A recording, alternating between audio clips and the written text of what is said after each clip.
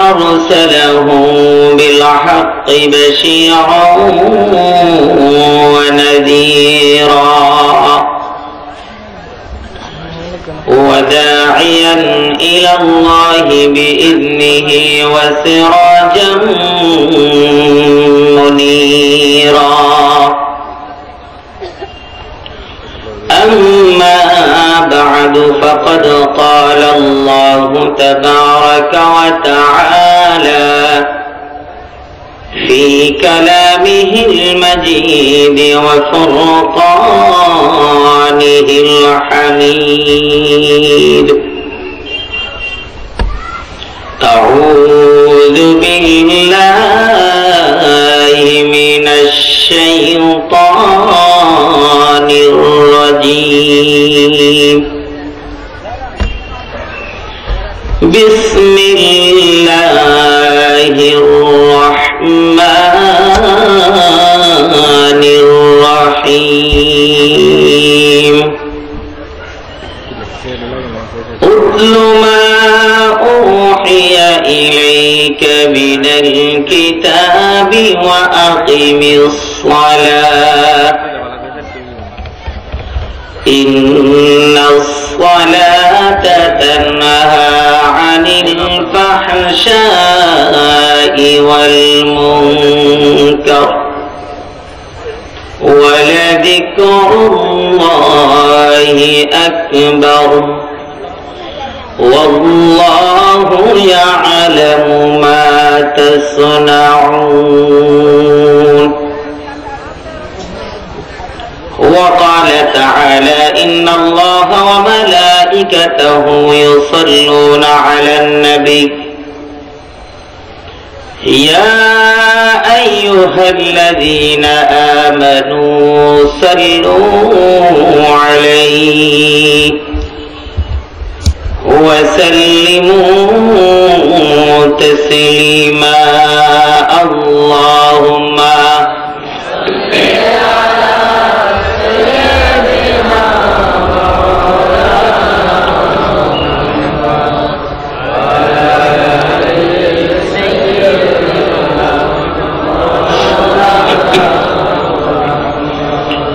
اللهم صل على محمد وعلى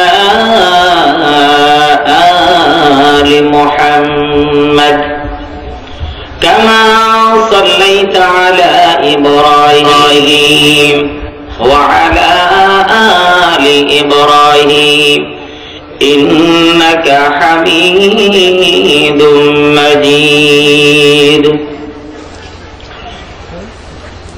চর সাহাভিকারী উদয় ছাত্র সংঘের উদ্যোগে কারামতিয়া নুরানিয়া হাফেজিয়া মাদ্রাসার 2 দিন ব্যাপী তাফসীরুল কোরআন মাহফিলের আজ প্রথম দিবসের মুহতারাম উলামায়ে কেরাম আল্লামা নুরুল ইসলাম আদিব সাহেব শেখুল হাদিস উলামা বাজার মাদ্রাসা এবং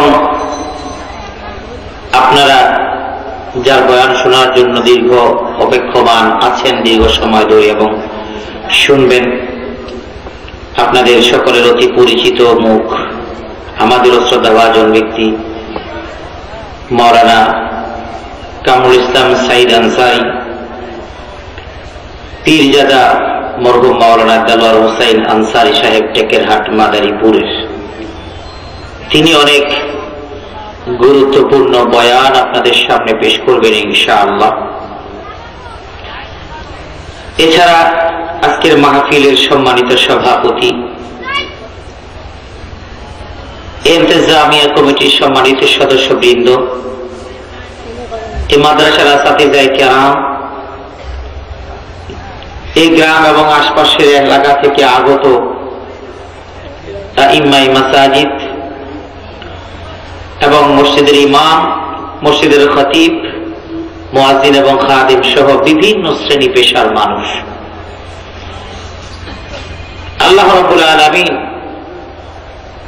তিনি অনেক মেহেরবানি করে আমাদেরকে এমন একটি মহতী মাহফিলে বসার সুযোগ করে দিয়েছেন। এবং সুশৃঙ্খল ভাবে আপনারা সকলেই কোরআনের কিছু কথা শোনার জন্য এখানে বসেছেন। এই সৌভাগ্যটা আল্লাহ রাব্বুল আলামিন সবাইকে দেন না। এই কোরআন পৃথিবীতে মানুষের কাছে এসেছে, প্রত্যেকটা মানুষ কোরআনকে দেখেছে, কিন্তু প্রত্যেকটা মানুষ কোরআন থেকে হিদায়াত অর্জন করতে পারেনি। ঠিক না বেঠিক? এই কোরআনের মাহফিল অনেকের সামনেই হয়, কিন্তু সকলেই কোরআনের মাহফিল থেকে উপকৃত হতে পারে না। আল্লাহ রাব্বুল আলামিন আপনাদেরকে বাছাই করে এই কোরআনের মাহফিলের জন্য, এই তাফসীর মাহফিলের জন্য সমবেত হওয়ার তৌফিক দিয়েছেন। এজন্য সকলেই তো খুশি নিশ্চয়ই। প্রাণ খুলে রবের দরবারে শুকরিয়া আদায় করি, আলহামদুলিল্লাহ। আমি সূরা আনকাবুতের 45 নম্বর আয়াত তেলাওয়াত করেছি। এই আয়াতের প্রেক্ষিতে কিছু কথা আপনাদের সামনে উপস্থাপন করব ইনশাআল্লাহ।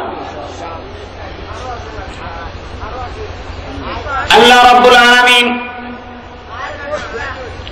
কোরআনে কারীমের মধ্যে বলেছেন, উতলু মা উহিয়া ইলাইকা মিনাল কিতাবি ওয়া আকিমিস সালাত ইন্নাস সালাতা তানহা আনিল ফাহশাই ওয়াল মুনকার ওয়া লাযিকরুল্লাহি আকবার ওয়াল্লাহু ইয়ালামু মা তাসনাউন।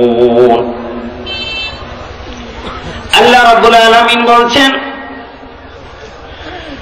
আমি তোমাদের জন্য একটা নিয়ম, তোমাদের জন্য আমি সালাত ফরজ করে দিয়েছি, নামাজ আদায়ের বিধান আমি তোমাদের জন্য দিয়েছি।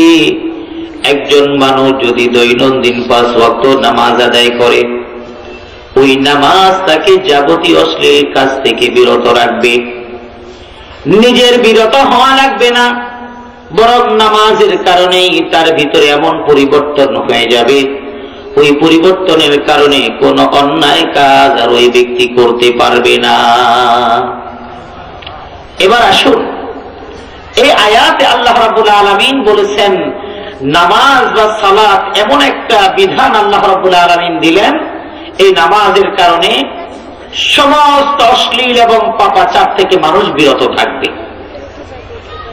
কিন্তু একটু দেখেন তো, তাহলে আমাদের জানা দরকার কোন নামাজটা আমাদেরকে সমস্ত ধরনের অশ্লীল কাজ থেকে বিরত রাখে। ঠিক না বেঠিক? আমাদের সেই নামাজের সন্ধান দরকার। এরপরে প্রশ্ন মানুষের ভিতরে জাগে, নামাজ পড়ে আমি কি পাবো? এত মানুষ এত নামাজ পড়ে, কই তাদের কাঙ্ক্ষিত বস্তু তো সে পায় না। আমাদের দেশে নামাজের সংখ্যা কম না বেশি? অনেকে বেশি বলেছেন, অনেকে কম বলেছেন। দুটোই সত্য। দুটো আবার কেমনে সত্য হয়? নামাজের সংখ্যা কম, এটা সত্য। এই অর্থে প্রকৃত নামাজের সংখ্যা অনেক কম। নামাজের সংখ্যা বেশি, আসলে আমাদের দেশের দেখানো এবং অকেশনালি নামাজের সংখ্যা অনেক বেশি। ঠিক না বেশি? তাহলে দুটোই ঠিক, এটাও ঠিক। আমাদের দেশে নামাজ হচ্ছে, সমাজ থেকে অনাচার দূর হচ্ছে না। একবার আপনি ভেবে দেখুন তো, বাংলাদেশের বিভিন্ন সরকারি কর্মকর্তা, কর্মচারী, অফিস আদালতের বড় বড় পোস্টে যারা আছেন, তারা অনেকেই নিয়মিত 5 ওয়াক্ত নামাজ মসজিদে জামাতের সাথে আদায় করে। ঠিক না বেঠিক? বড় বড় অফিসার, বিভিন্ন প্রশাসনিক কর্মকর্তা, মন্ত্রণালয়ের মন্ত্রী পরিষদের প্রভাবশালী সদস্য, মন্ত্রী, সচিব, উপসচিব, ম্যাজিস্ট্রেট, বিচারক, অ্যাডভোকেট, ডাক্তার, ইঞ্জিনিয়ার, অনেকেই নামাজ নিয়মিত আদায় করেন। ঠিক না বেঠিক?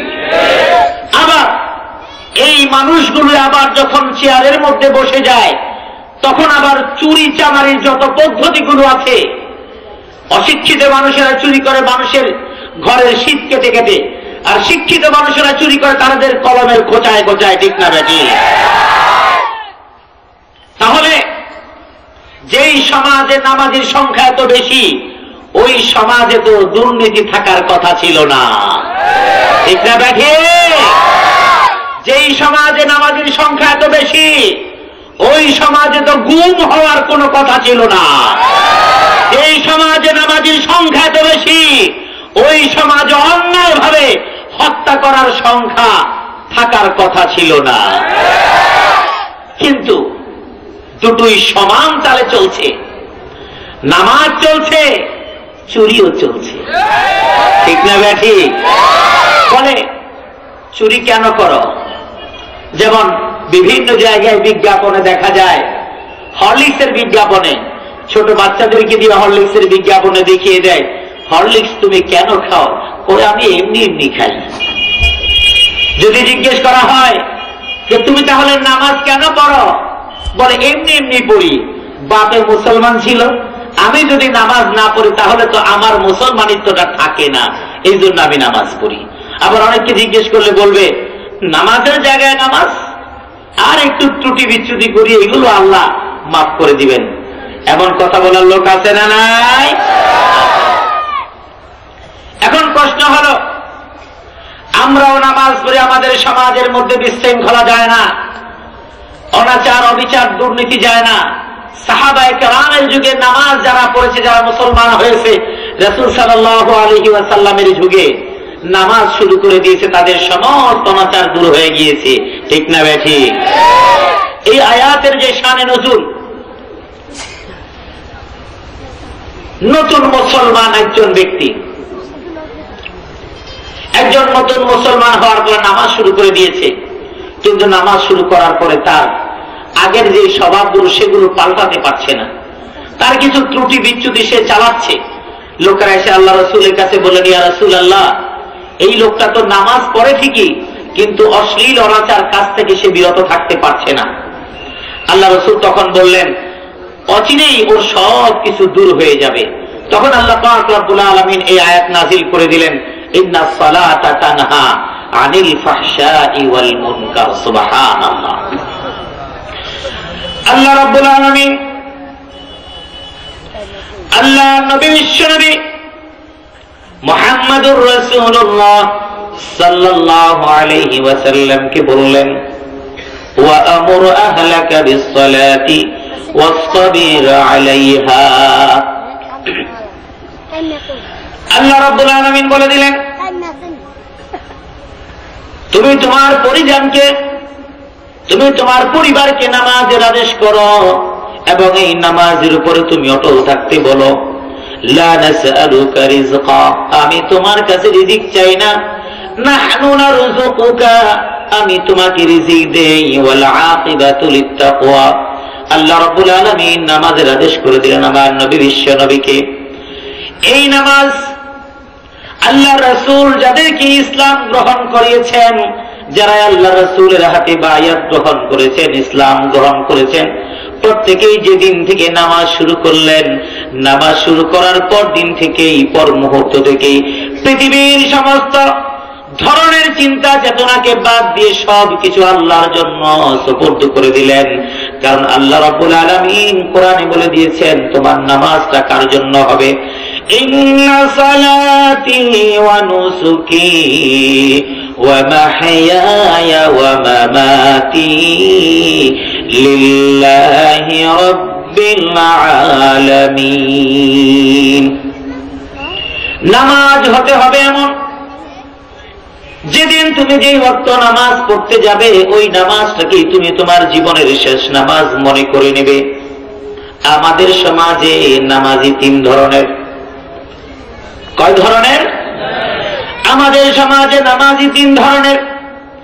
এক ধরনের নামাজি যারা 5 ওয়াক্ত নামাজ পড়ে, আরেক ধরনের নামাজি যারা সপ্তাহে একদিন নামাজ পড়ে, আরেক ধরনের নামাজি হলো যারা বৎসরে একবার দুইবার ওকেশনালি নামাজ পড়ে, ঠিক না বেঠিক? প্রথম শ্রেণীর নামাজি এই নামাজই হলো যারা 5 ওয়াক্ত নামাজ আদায় করবে ঠিক মতো। এই এক শ্রেণীর নামাজি, প্রথম শ্রেণীর নামাজি, ফার্স্ট ক্যাটাগরির নামাজি, তাদের ব্যাপারে আল্লাহ রাব্বুল আলামিন কোরআনে বলেছেন, আমার নবী বিশ্ব নবী হাদিসেও বলেছেন, এই ফার্স্ট ক্যাটাগরির নামাজের জন্য আল্লাহ রাব্বুল আলামিন জান্নাত লিখে রেখেছেন। সুবহানাল্লাহ। তা কেমনে? আল্লাহ নবী বিশ্ব নবী সাহাবায়ে কেরামের সামনে বললেন, ও আমার সাহাবীরা শোনো, তোমাদের বাড়ির সামনে যদি কারো পুকুর থাকে, কোনো খাল থাকে, নদী থাকে, ওই জায়গায় যদি ওই মানুষটা দিনে 5 বার গোসল করে, তার শরীরে কোনো ময়লা থাকে কিনা? আল্লাহ নবী জিজ্ঞেস করলেন, লাউ আন্না নাহরান বিবাবি আহাদিকুম ইয়াগতাসিলু ফীহি ইয়াওমিন ফীহি কুল্লা ইয়াওমিন 5 মা তাকুলু যালিক। কারো ঘরের সামনে যদি পুকুর থাকে আর ওই পুকুরের মধ্যে যদি ওই মানুষটা দিনে 5 বার গোসল করে, তার গায়ে কোনো ময়লা থাকতে পারে নাকি? তোমরা কি বলো? সাহাবায়ে কেরাম বললেন, ইয়া রাসূলুল্লাহ, কোন ব্যক্তির গায়ে কোনো ময়লা থাকতে পারে না। আল্লাহ নবী বিশ্ব নবী বললেন, একজন মানুষ যদি 5 ওয়াক্ত নামাজ এইভাবে পড়ে নেয়, ফাযালিকা মাসালুস সালাওয়াতিল 5 ইয়ামহুল্লাহু বিহাল খাতায়া। আল্লাহ নবী বললেন, 5 বার গোসল করলে যেমনি ভাবে গায়ের মধ্যে কোনো ময়লা আবর্জনার নাম নিশানাও থাকে না, একজন মানুষ যদি 5 ওয়াক্ত নামাজ ঠিক মতো আদায় করে দেয়, ওই মানুষের আমল নামায় কোনো পাপ আর থাকতে পারে না। এখন প্রশ্ন হলো, কোন নামাজ, কোন নামাজে আপনার পাপ থাকবে না? ওই নামাজের মধ্যে কোন হবে, কোন নামাজ হবে, সেটা আমার নবীকে যখন জিবরাইল আলাইহিস সালাম এসে জিজ্ঞেস করলেন, ইয়া রাসূলুল্লাহ, মাল ঈমান ওয়া মাল ইসলাম ওয়া মাল ইহসান। আল্লাহর নবীকে জিবরাইল আলাইহিস সালাম, হাদিসে জিবরাইলে বর্ণিত আছে, আল্লাহর নবীকে জিজ্ঞেস করলেন, ইয়া রাসূলুল্লাহ, ঈমান কি জিনিস, ইসলাম কি জিনিস? এক পর্যায়ে যখন জিজ্ঞেস করলেন, ইহসান কি জিনিস, আল্লাহর নবী বললেন, আনতা আবুদাল্লাহা কাআন্নাকা তারা, তুমি এমন ভাবে ইবাদত করবে, এমন ভাবে আল্লাহর জন্য তুমি সিজদা দিবে, কাআন্নাকা তারা, যেন তুমি তোমার রবকে সিজদায় তুমি দেখতে পাচ্ছ। সুবহানাল্লাহ। فإن لم تكن تراه فإنه يراك। আর তুমি মনে করতে পারো, আমি তো অনেক সিজদা দিলাম, আল্লাহকে দেখলাম না। আল্লাহর নবী বলে দিলেন, فإن لم تكن تراه فإنه يراك। যদি তুমি দেখতে নাও পাও, তুমি বুঝে নিবে তোমার রব তোমাকে প্রতি মুহূর্ত দেখছেন। সুবহানাল্লাহ। দেখুন, কেউ যদি কোথাও চাকরি করে আর সে যদি বুঝে যে আমি অফিসে যতক্ষণ কাজকর্ম করতেছি আমার বস সিসি ক্যামেরায় দেখতেছেন, তাহলে ওই কাজের মধ্যে কোন ধরনের গাফলতি অবহেলা করবে না। কিন্তু আমার সমাজের মানুষ নামাজ পড়তেছেন, فإن لم تكن تراه فإنه يراك। আল্লাহকে যদি দেখতে না পাও, তুমি এটা বুঝে নিও যে তোমাকে আল্লাহ ঠিকই দেখছেন। এই চিন্তা যদি কেউ করে, তাহলে নামাজে দাঁড়ায়া কেউ কি এরকম করে মোবাইল টিপতে পারে? কথা বলেন, পারে? আমাদের সমাজে নামাজে দাঁড়ায়, এই নামাজে কিভাবে সমাজ প্রতিষ্ঠা হবে, কিভাবে অভাব দূর হবে, কিভাবে অশ্লীলতা দূর হবে, কিভাবে বেহায়াপনা দূর হবে, নামাজে দাঁড়িয়েছেন, মোবাইলটা ভাইব্রেশন দিয়ে পকেটের মধ্যে রেখে দিয়েছেন। কেন? যাতে করে মোবাইলের রিংটোন আসলে আপনি বুঝতে পারেন কেউ আপনাকে খুঁজছে। আমার প্রশ্ন হলো, মোবাইল যদি ভাইব্রেট করে যদি আপনি আপনার পকেটে রাখেন, মোবাইলে যখন কম্পন শুরু হবে, তখন কি নামাজের মধ্যে আপনার একাগ্রতা থাকবে? যদি বলেন থাকবে? থাকবে না। তাহলে আপনি ওই ভাইব্রেটটা দিয়ে আপনি নামাজ পড়তেছেন, তার মানে এই নামাজের মধ্যে আপনার একাগ্রতা নাই। 2 নাম্বার, নামাজের মধ্যে দাঁড়াইয়া যত তাড়াতাড়ি নামাজ পড়া যায় তার জন্য একটা ফিকির। ইমাম সাহেব যদি কোনো কারণে প্রয়োজনের অর্থাৎ নিজের পছন্দের বাহিরে একটু বেশি তেলাওয়াতের যদি লম্বা করে দেয়, তাহলে তো মনে হয় যেন ইমাম সাহেবের 12টা বাজবে, 13টা বাজানো হবে নামাজের পরে। তখন বলে, হুজুর তো মানুষের বাড়িতে খায় আর মসজিদে ঘুমায়, টের পাবে কোথায় লম্বা সূরা নিয়ে ফেলেছে। সে কি করবে? নামাজ থেকে বের হয়ে, নামাজ থেকে বের হয়ে দেখা যাবে এখান থেকে বের হয়ে চায়ের দোকানে 1 ঘন্টা আড্ডা মারছে, ওই জায়গায় সময়ের কোনো গুরুত্ব নেই, যতটুকু যায় ততটুকু, কিন্তু মসজিদে আসলে দম বন্ধ হয়ে যায়। ঠিক না ব্যাঠি? কিন্তু ফার্স্ট ক্যাটাগরি যে নামাজি, তারা যখন মসজিদে ঢুকে তাদের অবস্থাটা হয় ভিন্ন। এজন্য নামাজে যখন একাগ্রতা থাকবে, সেটা কেমন? আল্লাহর নবী বিশ্ব নবী যাচ্ছেন, আবু হুরায়রা রাদিয়াল্লাহু তাআলা আনহু বর্ণিত হাদিস, আল্লাহর নবী যাচ্ছেন, আরেকজন লোক নামাজ পড়ছে। ওই নামাজ পড়ছে, ওয়া হুয়া ইয়ালাবু বিলিহিয়াতিহি, ওই নামাজরত অবস্থায় দাড়িটা নাড়াচাড়া করছে। অনেকেই বলবে, হুজুর এই জন্যই তো আমরা দাড়ি রাখি না, দেখেন না দাড়ি থাকলেই যত ঝামেলা নাড়াচাড়া, এই জন্য আমরা দাড়ি রাখাই বন্ধ করে দিয়েছি। আছে না নাই? আছে। এই কথা বললে যাদের দাড়ি নেই তারা মাথা নিচা করে থাকবে, হুজুর আমাদের কি শেষ পর্যন্ত প্রথমেই ধরলেন না? এটা সময়ের সাথে সাথে আপনি চেষ্টা করবেন রেখে দেওয়ার জন্য। এটা হলো মুসলিমের শিয়ার, এটা হলো মুসলমানের পরিচয়। সুবহানাল্লাহ। আর নামাজ হলো মুসলমানের পরিচয়। এখন আল্লাহর নবী বিশ্ব নবী যাচ্ছেন, ওই ব্যক্তির নামাজে দাঁড়িয়ে ইয়ালাবু বিলিহিয়াতিহি, ওই ব্যক্তি নামাজে দাঁড়িয়ে দাড়ি নিয়ে নাড়াচাড়া করছে। আল্লাহর নবী বলছেন ইয়ালাবু বিলিহিয়াতিহি, খেলা করছে। এরপরে আল্লাহর নবী সাহাবীদেরকে লক্ষ্য করে বললেন, শোনো, ওই লোকটা যদি নামাজের মধ্যে একাগ্র হতো, লাউ খাশাআল কলবু লাখাশাআত জাওয়ারিহুহু, ওই লোকটা যদি নামাজের মধ্যে একাগ্র হতো, মনটা যদি তার নামাজের মধ্যে থাকতো, তাহলে ওই লোকটার হাত পা অঙ্গ প্রত্যঙ্গ গুলো নামাজের মধ্যে একাগ্র থাকতো। আল্লাহ রাব্বুল আলামিন এই জন্য কোরআনে কারীমের সূরা মুমিনুনের প্রথমেই মুমিনের গুণাবলী আলোচনা করতে গিয়ে বলেছেন, قد أفلح المؤمنون الذين هم في صلاتهم خاشعون। আল্লাহ রাব্বুল আলামিন সালাতে হিফাজতের কথা পরে বলেছেন, কিন্তু শুরুতেই বলেছেন যারা নামাজের মধ্যে বিনয়ী এবং একাগ্রতা চিত্তে নামাজ আদায় করে তারাই হলো মুমিন, সফল মুমিন হিসেবে তারা ধর্তব্য হবে। সুতরাং আপনি যখন নামাজে দাঁড়াবেন, ওই সময় নামাজে দাঁড়ানোর পরে একাগ্রতা যখন থাকবে, এই নামাজ হবে প্রথম শ্রেণীর নামাজ। আর ওই নামাজের ক্ষেত্রে আমার নবী বিশ্ব নবী বলেছেন, আনতা আবুদাল্লাহ কাআন্নাকা তারা। আর এই নামাজ যদি একজন মানুষ পড়ে, আল্লাহর নবী বিশ্ব নবী বলেছেন এই নামাজি ব্যক্তির জন্য আরশে আজিমের নিচে 7 শ্রেণীর মানুষের ছায়ার ব্যবস্থা আমার আল্লাহ করবেন। তার মধ্যে এক শ্রেণীর মানুষ হলো ওয়ারাজুলুন কলবুহু মুআল্লাকুন ফিল মাসাজিদ, এক ওয়াক্ত নামাজ পড়েছে, আরেক ওয়াক্ত নামাজের জন্য তার মনটা উদ্গ্রীব হয়ে আছে। এই ব্যক্তিকে আল্লাহ রাব্বুল আলামিন আরশে আজিমের ছায়ার নিচে কিয়ামতের দিন তখন স্থান দেবেন। সুবহানাল্লাহ। এই একাগ্রতা কেন হয় না? 1 নাম্বার কারণ হলো নামাজে যেই কেরাত গুলো আপনি পড়েন, তাসবিহ গুলো পড়েন, তা আপনি অর্থ জানেন না। সে কারণে নামাজের মধ্যে আপনার কোনো খেয়াল সৃষ্টি হয় না, কোন ধরনের একাগ্রতা সৃষ্টি হয় না। আপনি যখন আল্লাহু আকবার বলছেন, এবার আপনি চিন্তা করে দেখুন কার সামনে আপনি আল্লাহু আকবার বললেন। তাকবীরে তাহরিমার মানে কি? একটু সময় আগেও যেই কাজটা আপনার জন্য হালাল ছিল, ওই কাজটা এই মুহূর্তে আপনার জন্য হারাম হয়ে গেল। ইহরাম বাঁধার মানে কি?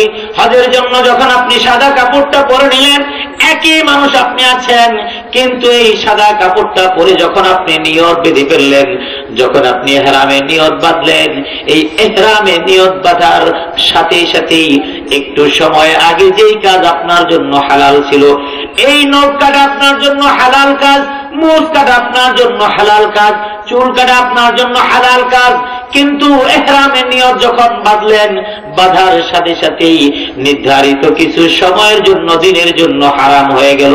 ঠিক তেমনি ভাবে আপনি যখন আল্লাহু আকবার বললেন, এটা বলার সাথে সাথে তাকবীরে তাহরিমার মানে হলো আপনি এতক্ষণ আগে যা আপনার জন্য হালাল ছিল এখন আপনার কোনো কাজ আর হালাল নাই। আপনি এখন যেই কাজটা করবেন আপনার ধ্যান জ্ঞান সব কিছু হবে একমাত্র আল্লাহর জন্য। এবার আপনি পড়েছেন সুবহানাকাল্লাহুম্মা ওয়া বিহামদিকা ওয়া তাবারাকা ইসমুকা ওয়া তাআলা জাদ্দুকা ওয়া লা ইলাহা গায়রুক। এই চিন্তা করলেন, তার মানে কি আপনি স্বীকৃতি দিয়ে দিচ্ছেন আল্লাহ তুমি পুত পবিত্র, সমস্ত প্রশংসা তোমার এবং তোমার মর্যাদা অনেক উঁচু এবং তুমি ছাড়া আর কোনো ইলাহ নাই, তুমি ছাড়া আর কোনো জীবনদাতাও নাই, তুমি ছাড়া আর কোনো বিধানদাতাও নাই। এই নামাজের মধ্যে আপনি স্বীকৃতি দিয়ে দিলেন। এরপরে আপনি সূরা ফাতিহা শুরু করলেন।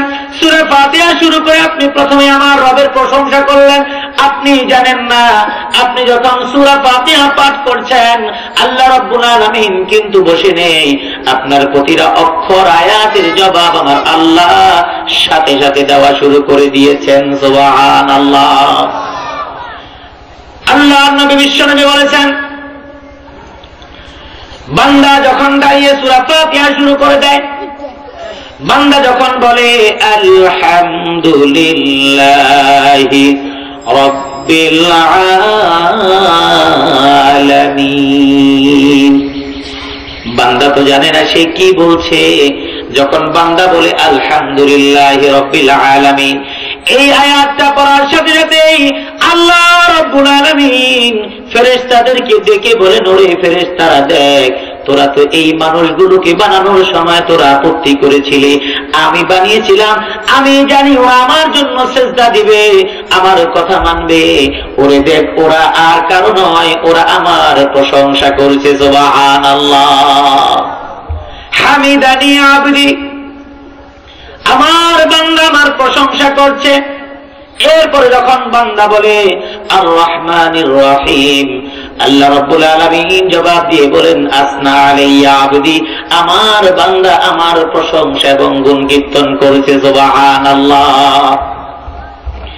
এরপরে আমি বলছি মালিক ইয়াউমিদ্দিন, স্বীকৃতি দিচ্ছি কিয়ামতের দিনের মালিক আল্লাহ। ইয়াকা না'বুদু ওয়া ইয়াকা নাস্তাঈন, এবার আমি দাঁড়ায় দাঁড়ায় বলছি আল্লাহ আমি তোমার ইবাদত করছি এবং যত ধরনের সাহায্য দরকার সব ধরনের সাহায্য আমি তোমার কাছেই চাইব, দুনিয়ার কারো কাছে আমি তোমার জন্য আমি আমার জন্য সাহায্য চাইব না। ইহদিনাস সিরাতাল মুস্তাকিম, এরপর আপনি বলছেন আমাকে তুমি সঠিক পথ দেখাও, সোজা পথ দেখাও।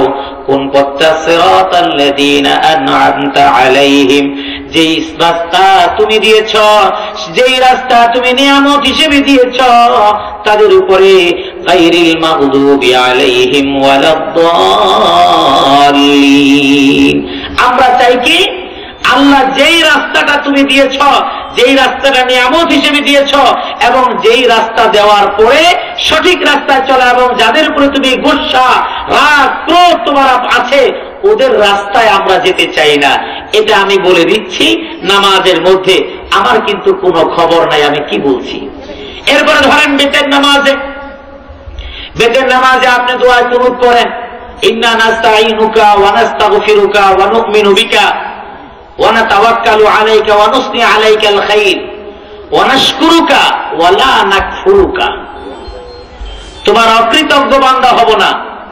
ওয়া নাখলাউ ওয়া নাতরুকু মাই ইয়াফজুরুকা, এখানে কিন্তু আপনি বলছেন নাতরুকু মাই ইয়াফজুরুকা, যে তোমার সাথে নাফরমানি করে, আল্লাহর সাথে আমি ওয়াদা করছি আল্লাহ যে তোমার সাথে নাফরমানি করে তাকে আমরা ছেড়ে দিব।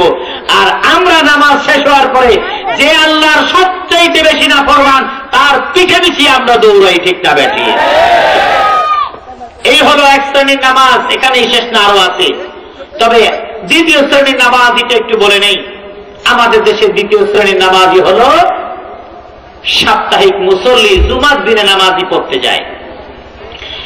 এরা হলো সবচাইতে বিপজ্জনক মুসল্লি। কথা বুঝাইতে পারছি? এক শ্রেণীর নামাজ হলো দিনে 5 ওয়াক্ত নামাজ পড়ে, আরেক শ্রেণীর নামাজই হলো সাপ্তাহিক মুসল্লি, শুধুমাত্র জুমার দিনে নামাজে যায়।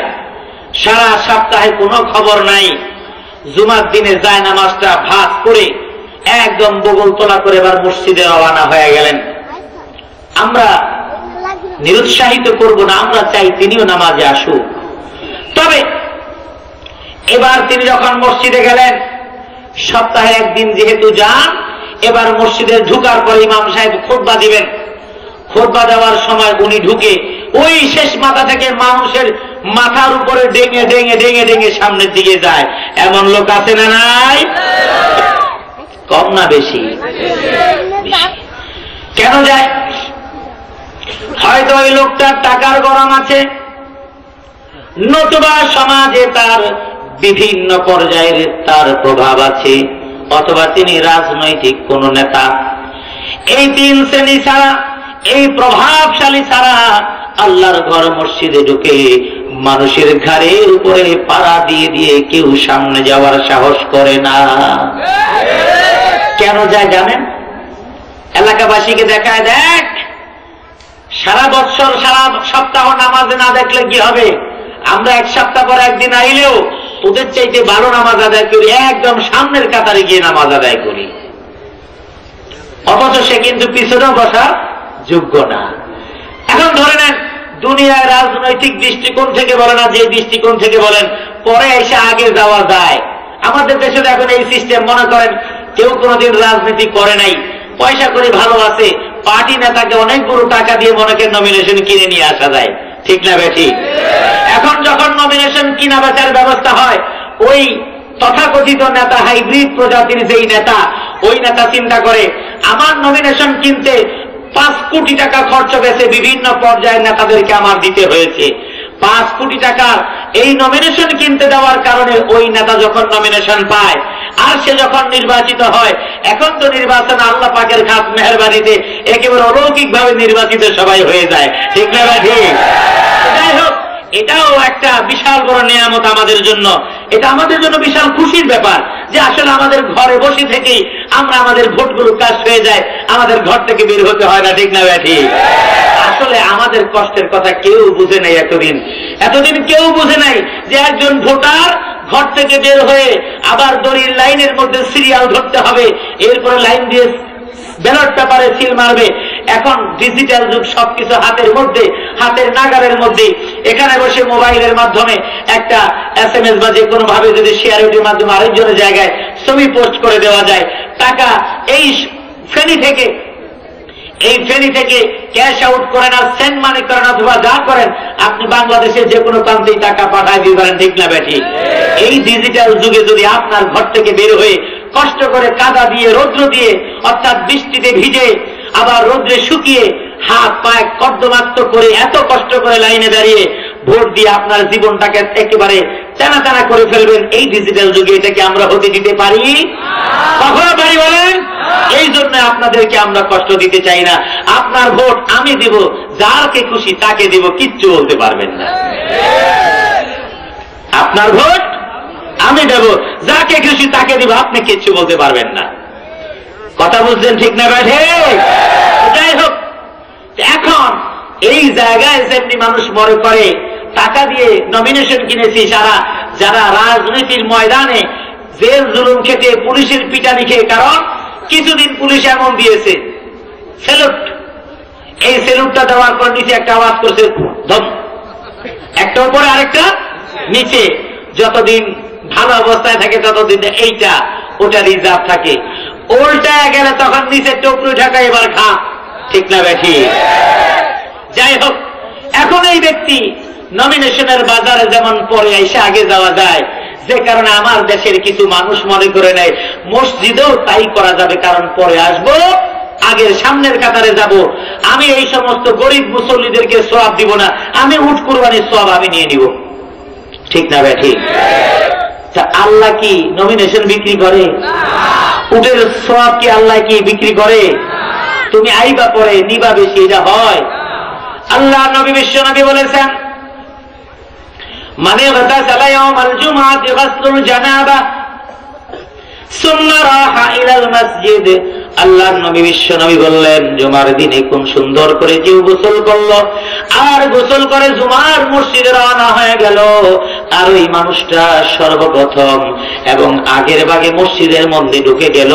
আল্লাহ রাব্বুল আলামিন ফাকান্না কাররাবা বুদনাতান, আল্লাহর নবী বিশ্ব নবী বলছেন, একটা মানুষ যদি একটা উট যদি আল্লাহর রাস্তায় কুরবানি করে, আল্লাহর রাস্তায় উট কুরবানি করলে যেই পরিমাণ সওয়াব হয়, প্রথমে যেই ব্যক্তিটি মসজিদে জুমার নামাজের জন্য আসলো, তার আমলনামায় আল্লাহ রাব্বুল আলামিন ওই পরিমাণ সওয়াব তার আমলনামায় লিখে দেন। সুবহানাল্লাহ। আমার সমাজের নেতারা মনে করে এবং পয়সাওয়ালারা মনে করে, তুই আমার দিবি নাকি, আল্লাহর নামে জোর করে উটের সওয়াব লয়ে নেব।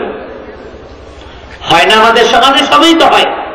কারণ যদি কোন দলের যদি সাইনবোর্ড থাকে আর ওই দল যদি ক্ষমতায় থাকে, তাহলে মনে করেন সগীরা কবিরা, ছোট বড়, জানা অজানা, নতুন পুরাতন সব গুনামাপ। ঠিক না বে ঠিক? খালি একটা সাইনবোর্ড কোন রকমের জোগাড় করতে পারলেই হইল। যে কারণে আমাদের দেশের সাইনবোর্ডের ব্যবহার যেমন আছে, অপব্যবহারও তেমন আছে। ঠিক না বে ঠিক? যেমন রাস্তা দিয়ে যখন চলবেন দেখবেন পাতি নেতার কারণে আপনি চলতেই পারেন না, ওর ফাফরে আপনি বাজারও থাকতে পারেন না, ওর ফাফরে আপনি রাস্তায় হাঁটতেও পারেন না, মসজিদও আপনি জায়গা নিয়ে সেখানে রাজনীতি করবে। ঠিক না ঠিক? আপনি ওখানে গিয়ে বসবেন, সে বলবে, এমন করে আপনার দিকে তাকাবে, তার চোখের দৃষ্টিতে বুঝে যাবেন, ওরে বাবারে অনেক বড় নেতা, তোরে আমি সামাল দিতে পারবো না। চোখের পাওয়া মানে ওই জায়গায় যদি পারতো। আমি তো এই জন্য মাঝে মাঝে কই যে কবরের মধ্যে ফেরেশতারা জিজ্ঞেস করবে, ওই জায়গায় যদি ক্ষমতা থাকতো, তাহলে আমার দেশের যারা রাজনীতির বিভিন্ন পর্যায়ে চামচা মামচা আছে আর কি, ওরা জায়গায় তো সাবধান, ফেরেশতা বহুত উন্তি, হুজুরা তোমার কথা অনেক কইছে, কিছুই কই নেই, এখন মাটির নিচে এই জায়গায় উপরে ছিলাম, বেশি কথা কইবে না, পাশের কবরে কিন্তু আমার ওস্তাদ শোয়া আছে, খবর দিবে একদম নলি ভেঙে ফেলাইব। আর নাই তো বলতে এই কবরে যেগুলো আছে আশপাশে ডাক দিব, সব কিন্তু আমার গ্রুপের লোক। একবার কেমনে তোমার করে বিরা, তোমার মাত্র 2 জন, আমরা পুরা গুরুস্থানের সব এক দলের, কিন্তু ওই জায়গায় লড়াচড়া করার সুযোগ নেই। এই জন্য হয়তো কিন্তু কইতে পারে না। এখন এটা কইতে পারে কি পারে না, একটা খবরে যাইতেই গেলে বুঝে যাবে। তো যাই হোক, মসজিদের মধ্যে এমন অবস্থা হয়, একজন মোটা তাজা মানুষ, সমাজের পয়সাও তার আছে, মসজিদে ঢুকার পরে তিনি একদম ফ্যানের নিচে বসেছেন, ফ্যান ছেড়েছেন, কথা বুঝছেন খেয়াল করে। কিছু সময় পরে হয়তো ওনার ঠান্ডা লাগে, কিন্তু আশপাশে যারা আছে তাদের খুব গরম লাগে। খাদেম সাহেবকে ডেকে বলে, এই খাদেম, বুঝেন নাই, যেটা ঘুরে এটা বন্ধ কর। তার মানে কি আমার ক্ষমতা অনেক, এখন বন্ধ করছে। পাশে যিনি বসে আছেন, ভাই বন্ধ করতে বললেন, আমার গরম লাগে, আমার ঠান্ডা লাগে। এটুক তার চিন্তা করা উচিত যে আমার ঠান্ডা লাগে, হয়তো আরেকজনের গরম লাগতে পারে, আমি এখান থেকে উঠে যেই জায়গায় ফ্যানটা বন্ধ আছে ওখানে গিয়ে বসি, সেই কাজটা কিন্তু করবে না। ঠিক না ব্যাঠে? এবার আসুন 2 নম্বর মুসল্লির কথা বলতেছি, 3 নম্বর এখন আসি নাই। 2 নম্বর মুসল্লি, তিনি নামাজে আসলেন, শেষে এসে আগে যাবেন কুরবানির অর্থাৎ উট কুরবানির সওয়াব নেবেন। আল্লাহ নবী বিশ্ব নবী বলছেন, যেই ব্যক্তি জুমার দিনে সর্বপ্রথম এসে মসজিদের কাতারগুলো পূরণ করে নেয়, আল্লাহ রাব্বুল আলামিন তার জন্য উট কুরবানির সওয়াব লিখে দেন। এরপরে ওমান রাহা ফিস সাআতিস সানিয়া, এরপরে দ্বিতীয় পর্যায়ে যত মানুষ মসজিদে ঢুকবে, আল্লাহ নবী বলেছেন ওই ব্যক্তিদের আমলনামায় ফাকান্নামা কাররাবা বাকারাতান, গরু কুরবানি করলে যেই পরিমাণ সওয়াব আল্লাহ দিয়ে দেন, ওই পরিমাণ সওয়াব তার আমলনামায় তাদেরকে দিয়ে দিবেন। সুবহানাল্লাহ। ওমান রাহা ফিস সাআতিস সালিসা, তৃতীয় পর্যায়ে যারা মসজিদে জুমার নামাজের জন্য ঢুকবে, আল্লাহ নবী বিশ্ব নবী বললেন ওই ব্যক্তিদের জন্য আল্লাহ রাব্বুল আলামিন একটা বকরি কুরবানি করলে যেই পরিমাণ সওয়াব দেওয়া হয়, ওই পরিমাণ সওয়াব তাদের আমলনামায় আল্লাহ দান করবেন। সুবহানাল্লাহ। একটু সামনের দিকে চলে আসি, জিকিরে জিকিরে পিছনে জায়গা ভরে গিয়েছে, অন্য ভাইরা যেন আসলে বসতে পারে একটু জিকিরের সাথে। লা ইলাহা ইল্লাল্লাহ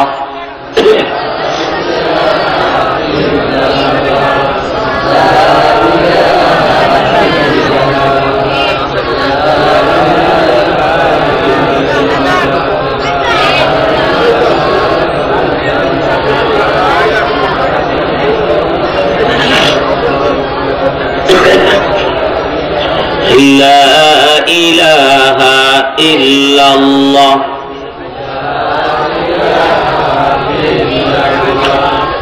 لا إله إلا الله لا إله إلا الله محمد رسول الله صلى الله عليه وسلم আল্লাহ নবী বিশ্ব নবী বললেন তৃতীয় পর্যায়ে যারা মসজিদের মধ্যে ঢুকবে আল্লাহ রাব্বুল আলামিন তাদের জন্য বকরি কুরবানি করলে যে সওয়াব দেওয়া হয় তাদের আমলনামায় আল্লাহ রাব্বুল আলামিন সেই পরিমাণ সওয়াব লিখে দিবেন সুবহানাল্লাহ ওয়া মান রাহা ফিস সাআতির রাবিআ ফাকান্নামা ক্বাররাবা দাজাজাতান আল্লাহ নবী বলছেন চতুর্থ পর্যায়ে যেই মানুষগুলো মসজিদের মধ্যে ঢুকবে তাদের আমলনামায় একটি মুরগি কুরবানি করলে তার মানে কি একটা মুরগি যদি আল্লাহর রাস্তায় দান করে দেওয়া হয় যে পরিমাণ সওয়াব লেখা হয় তাদের আমলনামায় আল্লাহ রাব্বুল আলামিন সেই পরিমাণ সওয়াব দিয়ে দিবেন। এরপরে যারা আসবে পঞ্চম নম্বরে আল্লাহ নবী বিশ্ব নবী বললেন পঞ্চম নম্বরে যারা জুমার মসজিদে নামাজের জন্য আসবে তাদের সকলের আমলনামায় একেবারে শেষ পর্যন্ত যারা আসবে তাদের আমলনামায় আল্লাহ রাব্বুল আলামিন একটা ডিম আল্লাহর রাস্তায় সাদকা করলে যে সওয়াব হয় ওই পরিমাণ সওয়াব আল্লাহ রাব্বুল আলামিন সকলের আমলনামায় দিতে থাকবেন। তার মানে কি? তার মানে হলো লাস্ট পর্যায়ে যারা আসবে তারা আন্ডা পাবে, আন্ডা, বুঝছেন? আন্ডা। তাহলে আমার সমাজের যেই নেতা দেরি করে যায় নামাজ নিয়ে আসলেন উনি পেলেন কি? জোরে বলেন, পেলেন কি? আন্ডা। আন্ডার গরমেই থাকা যায় না। এটা কতক্ষণ পর্যন্ত? আমার সমাজের যেই ভাইরা নামাজে আসেন ইমাম সাহেব খুতবার জন্য দাঁড়িয়ে গেছেন তখনই আমার সমাজের ওই একদিনের নামাজিরা বেশিরভাগই খুতবায় দাঁড়ানোর পরে আসে, ঠিক না বেঠিক? এই খুতবায় দাঁড়ানোর পরে আসে আমার নবী বিশ্ব নবী বললেন ফাইদা কামাল ইমাম, ইমাম যখন দাঁড়িয়ে যায়, অন্য হাদিসের মধ্যে আমার নবী বলেছেন ফাইদা কানাল ইমাম ওয়াল ইমাম ইয়াখতুব, ইমাম যখন দাঁড়িয়ে খুতবা শুরু করে দেয় তুয়াতিস সুহুফ ওয়া রুফিআতিল আকলাম। আল্লাহর নবী বলছেন এই আমলনামায় মুরগি বলেন, গরু বলেন, উট বলেন, ডিম বলেন, যেই পরিমাণ সওয়াব দেখ না কেন কতক্ষণ পর্যন্ত ফেরেশতারা লিখবেন? যতক্ষণ পর্যন্ত ইমাম খুতবার জন্য না দাঁড়ায়। যখন ইমাম খুতবার জন্য দাঁড়ায় গেল তুয়াতিস সুহুফ, এইভাবে আমলনামাকে বটে রাখা হয়, ওয়া রুফিআতিল আকলাম, আর ফেরেশতারা তার লেখার কলমটাকে উঠায় ফেলেন। সুবহানাল্লাহ। তাহলে কি? তাহলে পরে মুস্তাওয়ায়ে আয়েশাও কোনো লাভ নাই, কিছুই পাইলেন না, ঠিক না বেঠি? এরপরে যখন আসলো, আসার পরে মানুষের ঘাট ডেকে ডেকে যখন সামনে যায়, এই জায়গার মধ্যে দুইটা অবস্থা আছে। একটা হলো ভাইরা যারা মসজিদের মধ্যে ঢুকবেন আমার নবী বিশ্ব নবী বলেছেন প্রথম থেকে তুমি কাতারটা পূরণ করে নাও, কাতারের মধ্যে কোনো ফাঁক রাখবে না। যদি পিছনে কোন লোক এসে যদি সামনের কাতারে ফাঁকা পায় বলবে ভাইজান ওই সামনের কাতারটা একটু ফাঁকা আছে, আপনি যান। যদি তিনি না যান তাহলে তাকে যাওয়ার জন্য রাস্তা করে দিবেন। আর যদি কোনো রাস্তা না থাকে, কোনো কাতারে ফাঁকা না থাকে, আর না থাকা অবস্থায় আপনি ক্ষমতা দেখিয়ে, আপনি প্রভাব দেখিয়ে, জনগণের প্রভাব, ক্ষমতার প্রভাব, টাকা পয়সার প্রভাব, যে কোনো প্রভাব দেখিয়ে আপনি সামনে মানুষের ঘাট ডেঙে ডেঙে যখন যাবেন, আমার নবী বিশ্ব নবী বলেছেন ইত্তাখাযা জাসরান ইলা জাহান্নাম, তুমি তো এভাবে ডেঙে ডেঙে মসজিদের সামনের কাতারে গেলে না, মনে হয় যেন তুমি জাহান্নামের সিঁড়ি বেয়ে বেয়ে তুমি জাহান্নামে চলে যাচ্ছ। নাউযুবিল্লাহ। ইত্তাখাযা জাসরান ইলা জাহান্নাম, তুমি এমন করে মুসল্লিদেরকে কষ্ট দিয়ে সামনে যাচ্ছ, তার মানে হলো তুমি জাহান্নামের পুলটা তুমি পার হয়ে যাচ্ছ। নাউযুবিল্লাহ। বাড়াগুড়ি বেটাগিরি দেখানোর জায়গা পান না, মসজিদে এসে বেটাগিরি। আর বাংলাদেশের প্রেক্ষাপট হলো এরকম, যার সবচাইতে কোনো দাম নাই, ঘরেও যে পাত্তা পায় না, তার দাপট মসজিদের মধ্যে সবচাইতে বেশি। ঠিক না বেঠে? ঘরে দাম নাই, বউয়ের কাছে দাম নাই, পোলাপানের কাছে দাম নাই, মহল্লায় কারো কাছে দাম নাই, যত দাম মসজিদের খাদেমার ইমামের কাছে। কোন এক মসজিদে একজন খাদেমের ব্যাপারে শুনেছিলাম, একটা ফ্যান চলে না, নষ্ট। এক মুসল্লি এসা বলতেছে, খাদেম সাহেব ফ্যান করে রাখেন, খুব গরম। খাদেম আছিল মুসল্লির চাইতে আরো বড় শিয়ানা। ঝাড়ু দেওয়ার বড় বাঁশ আছে, বাঁশের মাথায় যে ঝুল ঝাড়ু বলে, এই বাঁশ আর ঝাড়ুটা আইনা উল্টা পিঠে বাঁশ দিয়া ইচ্ছা মতো ফ্যান দিয়ে পিটায়। মুসল্লি দেয় না, আপনি করেন কি? কারে বলেন নাই, অনেক বেয়াদব, আপনার কথা হলেন আমারও কথা হলেন, এই জন্য পিটাইতেছি। তা বুঝছে খাদেম বহুত শিয়ানা। এই জন্য আমাদের দেশে মসজিদের মুসল্লি যাদের কোনো কাজ নাই, ওরা মসজিদের মধ্যে জঞ্জাল বেশি সৃষ্টি করে। এবং দুর্ভাগ্যজনক হলেও সত্য, অবসর সময় বেশি থাকে, তো ফতুয়া দেওয়াও যেমন তার জন্য সহজ, আবার গিরিঙ্গি লাগানো তার জন্য বেশি সহজ। আবার কিছু কিছু ক্ষেত্রে জানি আমার এই কথা আপনারা কিভাবে নেবেন, যেভাবেই নেন সেটা আমার দেখার বিষয় নয়। আপনার কাছে যদি খারাপ লাগে, বুঝবেন এটা খারাপ। অনেক মসজিদের সম্মানিত কমিটি মেম্বার আছেন, আমি দীর্ঘদিন ইমামতি করেছি, আমি দেখেছি মসজিদের বিভিন্ন পদস্থ কর্মকর্তারা নামাজে, জুমার নামাজে দেরিতে এসে সামনের কাতারে যাওয়ার জন্য পারাপারি শুরু করে দেয়। এক মসজিদে আমি ইমাম হিসেবে দায়িত্ব পালন করেছিলাম, সেই মসজিদের সম্মানিত সহসভাপতি তিনি একটা জায়নামাজ সবসময় ইমামের পাশেই বিছায় রাখতেন। জামাত দাঁড়িয়ে যেত, কেউ তার ওই জায়নামাজে দাঁড়াইতো না, কারণ জায়নামাজটা নির্ধারিত। তিনি একামত হয়ে যাচ্ছেন, তখন পিছন থেকে সেই এই জায়নামাজের মধ্যে দাঁড়াতেন। এটা নিয়ে তুল কালাম হয়ে গেল। এরপর যখন ফতোয়া আসলো, বিভিন্ন তাহকিক করে যখন দেওয়া হলো এইভাবে জায়নামাজ বিছিয়ে জমিনের মতো দখল করা জায়েজ নাই, তখন তার মাথার মধ্যে মনে হয় যেন আসমানটা ভেঙে পড়লো।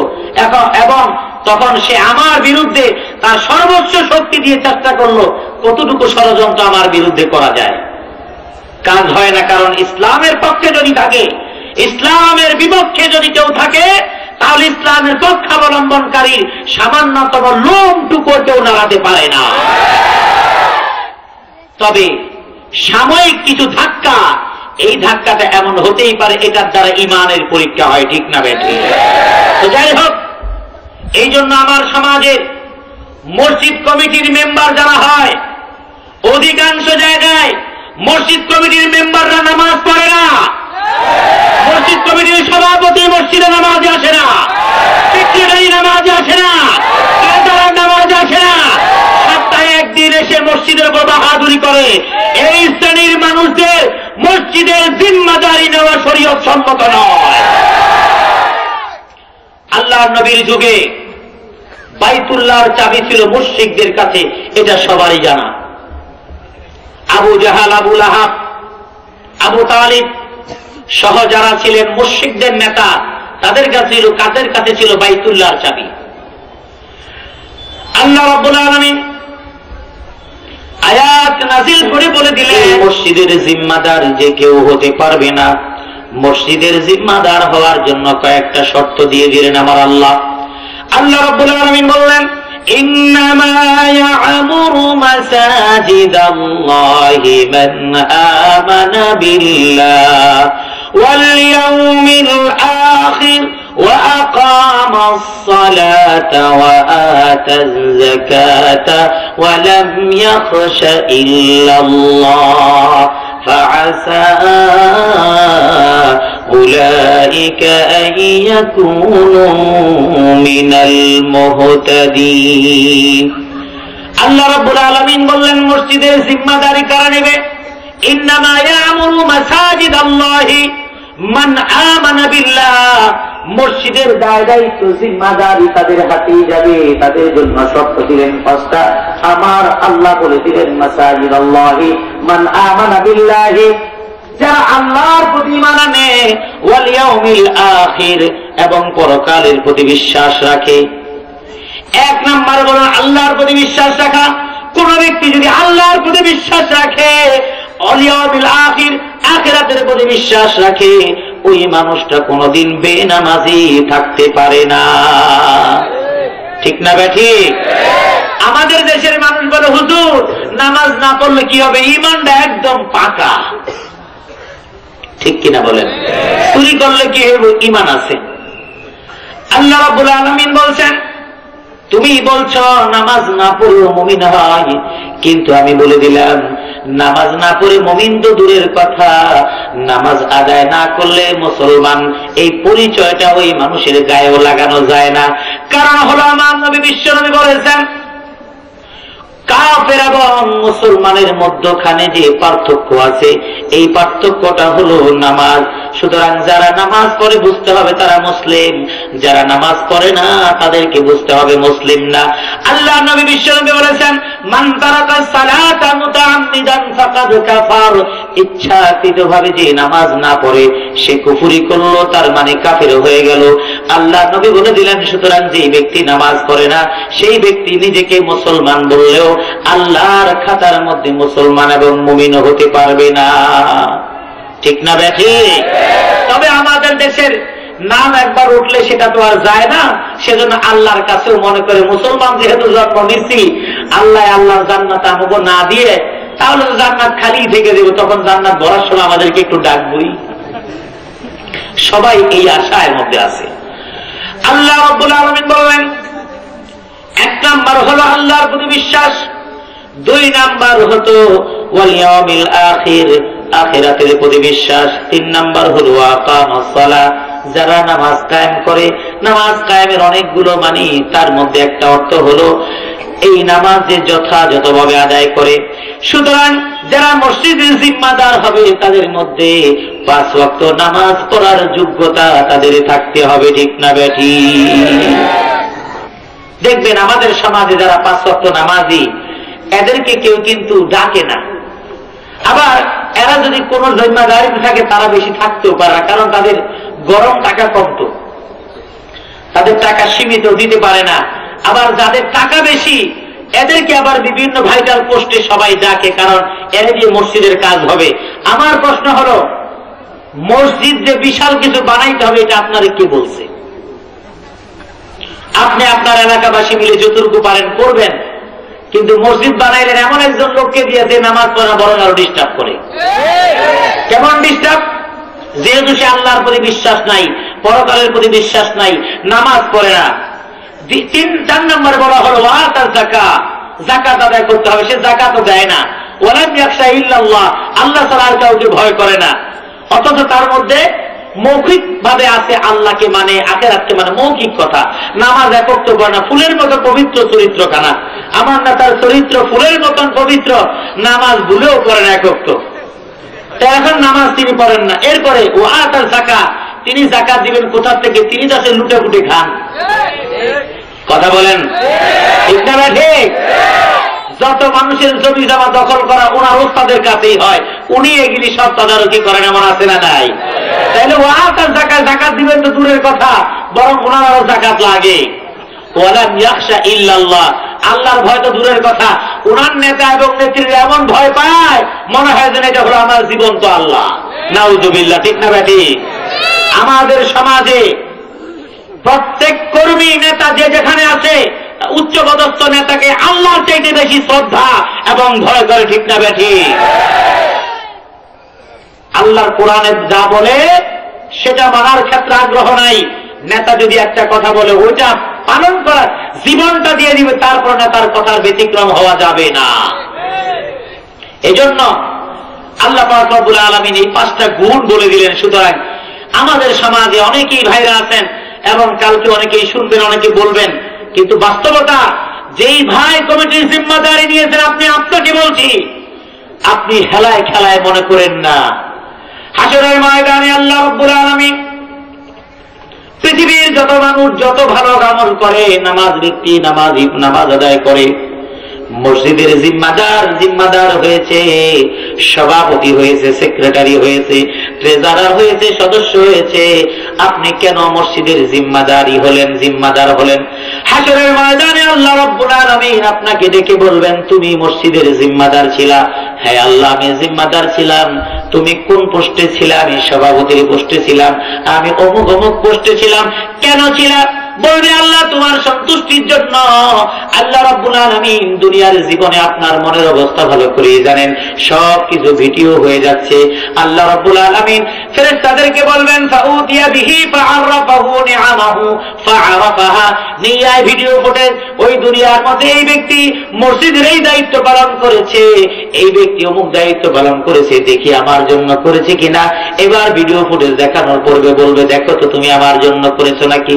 বলবে না আল্লাহ, আমি তো তোমার জন্য করি নাই, এখন তো দেখা যাচ্ছে আমি নির্বাচনে জয়ী হওয়ার জন্য করেছি, আমি এই কাজটা করেছি জনদরদী নাম খেতাব পাওয়ার জন্য করেছি, আমি সামাজিক সুবিধা অর্জন করার জন্য বলেছি, আমার ব্যবসা বাণিজ্য সামাজিক অবস্থানকে সুসংহত করার জন্য। মসজিদ কমিটির সম্মানিত সভাপতি, তার মানে হলো লোকটা খুব ভালো, এই সার্টিফিকেটটুকু আমার গায়ে লাগাবার জন্য আমি মসজিদের জিম্মাদারি আমি গ্রহণ করেছি। আল্লাহ জিজ্ঞেস করবেন, তুমি মসজিদের জিম্মাদারি গ্রহণ করেছো, ঠিক আছে, নামাজ কয় ওয়াক্ত পড়ছিলা? আল্লাহ, আমি এক ওয়াক্ত পড়তে পারি নাই, আমি জুমার দিনে গেছি, মানুষের কান্দের উপরে পাও দিয়া ইমাম সাহেবের সামনে যাকাত দখল করে বসছি। আল্লাহ রাব্বুল আলামিন বলবেন, ফেরেশতাদেরকে বলবেন, যেহেতু দুনিয়ার মধ্যে তুমি মানুষের কাছে জনপ্রিয়তা পাওয়ার জন্য, তুমি যেহেতু মানুষের কাছে জনদরদী জনসেবক খ্যাতি অর্জন করার জন্য এই কাজটা করেছ, দুনিয়ার মধ্যে তুমি পেয়েছো, আর দুনিয়ার মধ্যে পাওয়ার জন্য যারা করেছে আখিরাতে তাদের জন্য কিছুই থাকবে না। দুনিয়ায় তোমার দরকার ছিল, দিয়ে দিয়েছি, তুমি ক্ষমতা পেয়েছো, এমপি হয়েছো, চেয়ারম্যান হয়েছো, মন্ত্রী হয়েছো, যা তোমার দরকার ছিল সবই তুমি হয়েছো। আজকে আমার কাছে কোনো কিছু নেই। ফাউমিরা বিহি ফাসুহিবা আলা ওয়াজহি সুম্মা উলকিয়া ফিন্নার। আল্লাহ রাব্বুল আলামিন তখন বলবেন, ও ফেরেশতারা, দুনিয়ায় ওর যা দরকার ছিল দুনিয়ায় পেয়ে গেছে, আমার কাছে এখন আর কিছুই নাই, তার চেহারার মধ্যে বেরিয়ে পড়ে উপর করে জাহান্নামে নিক্ষেপ করে দাও। বলেন নাউযুবিল্লাহ। ভাই আমার, যদি আপনার খারাপ লাগে, আমার সাথে আপনার কোনো সম্পদের কোনো বাধা বিঘ্নতা নাই, আপনার সাথে আমার কোন আত্মীয়তার সম্পর্কও নাই, এটা একমাত্র দিনের খাতির আল্লাহ রাব্বুল আলামিন বলে দিয়েছেন, সেই কথাই বলছি। এই জন্য যারা মসজিদের জিম্মাদার হবে, যারা মসজিদের দায়িত্ব নেবে, তাদের প্রথম কাজ হলো আল্লাহর প্রতি বিশ্বাস, আখিরাতের প্রতি বিশ্বাস। 3 নম্বরে নামাজ কায়েম করা তথা 5 ওয়াক্ত নামাজ যথাযথভাবে আদায় করা তাদের জন্য ফরজ। কিন্তু দুর্ভাগ্য, আমার দেশে এটা হয় না। এরপরে অনেক ব্যক্তিবর্গ আছেন, এই যে সাপ্তাহিক মুসল্লি কেন হয়, অনেকে আবার ডেঙ্গা সামনে আসে না, কারণ পয়সা করে বেশি নাই তো, এই জন্য প্রভাব দেখাইতে পারে না। ওনারাও আসে দেরিতে, সপ্তাহে একদিন আসে। কেন আসে? হুজুররা বলেছে, যদি একাধারে জুমাগুলো মিস হয়ে যায়, নিজের বউ আর থাকবে না, তালাক হয়ে যাবে।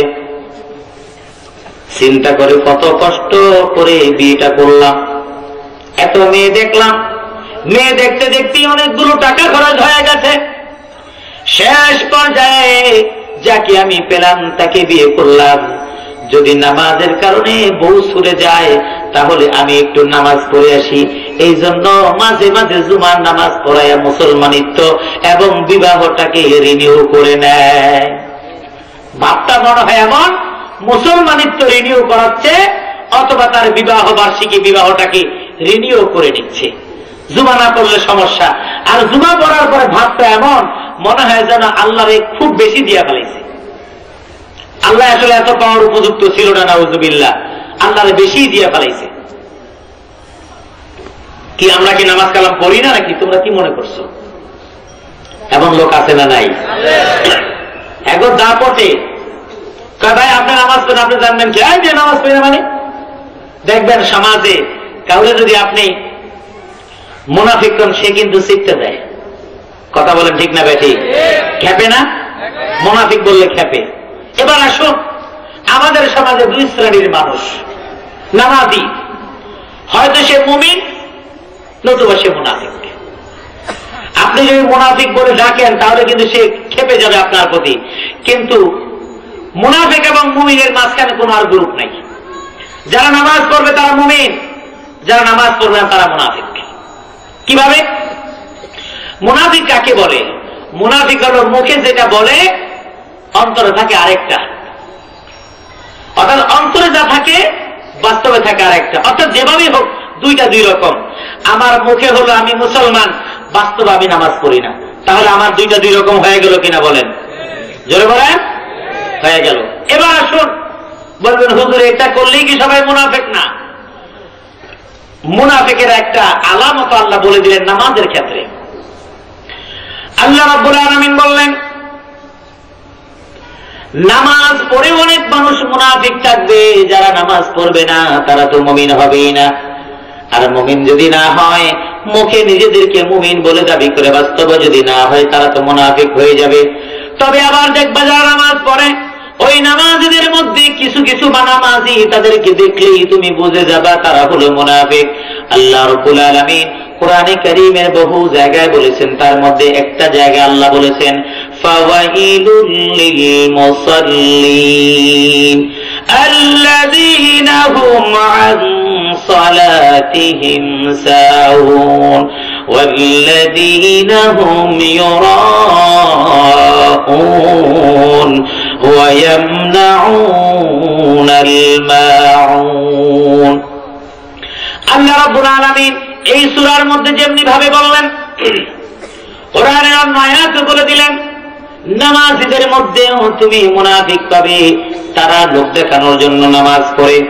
অন্য আয়াতের মধ্যে আল্লাহ বলেছেন ওয়া ইযা কামু ইলাস সালাতি কামু কুসালা ইউরাউনান নাসা ওয়া লা ইয়াযকুরুনাল্লাহা ইল্লা কালিলা। আল্লাহ রাব্বুল আলামিন বললেন নামাজীদের মধ্যে মুনাফিক তুমি কেমনে পাবা? আল্লাহ রাসূলের যুগে কিছু মানুষ নামাজ পড়তো আল্লাহ রাসূলের সাথে, আল্লাহ রাসূল তাদেরকে খাঁটি মুমিন বলেই জানতেন, খাঁটি মুসলমান বলেই জানতেন, যেহেতু আল্লাহ রাসূলের সাথেই তারা নামাজ আদায় করত। আল্লাহ রাব্বুল আলামিন আয়াত নাযিল করে বুঝিয়ে দিলেন, হে আমার রাসূল, তোমার সাথে কিছু মানুষ নামাজ পড়ে, আসলে ওরা নামাজি না, ওরা আসলে লোক দেখানোর জন্য নামাজ পড়ে, ওরা আসলে মুনাফিক।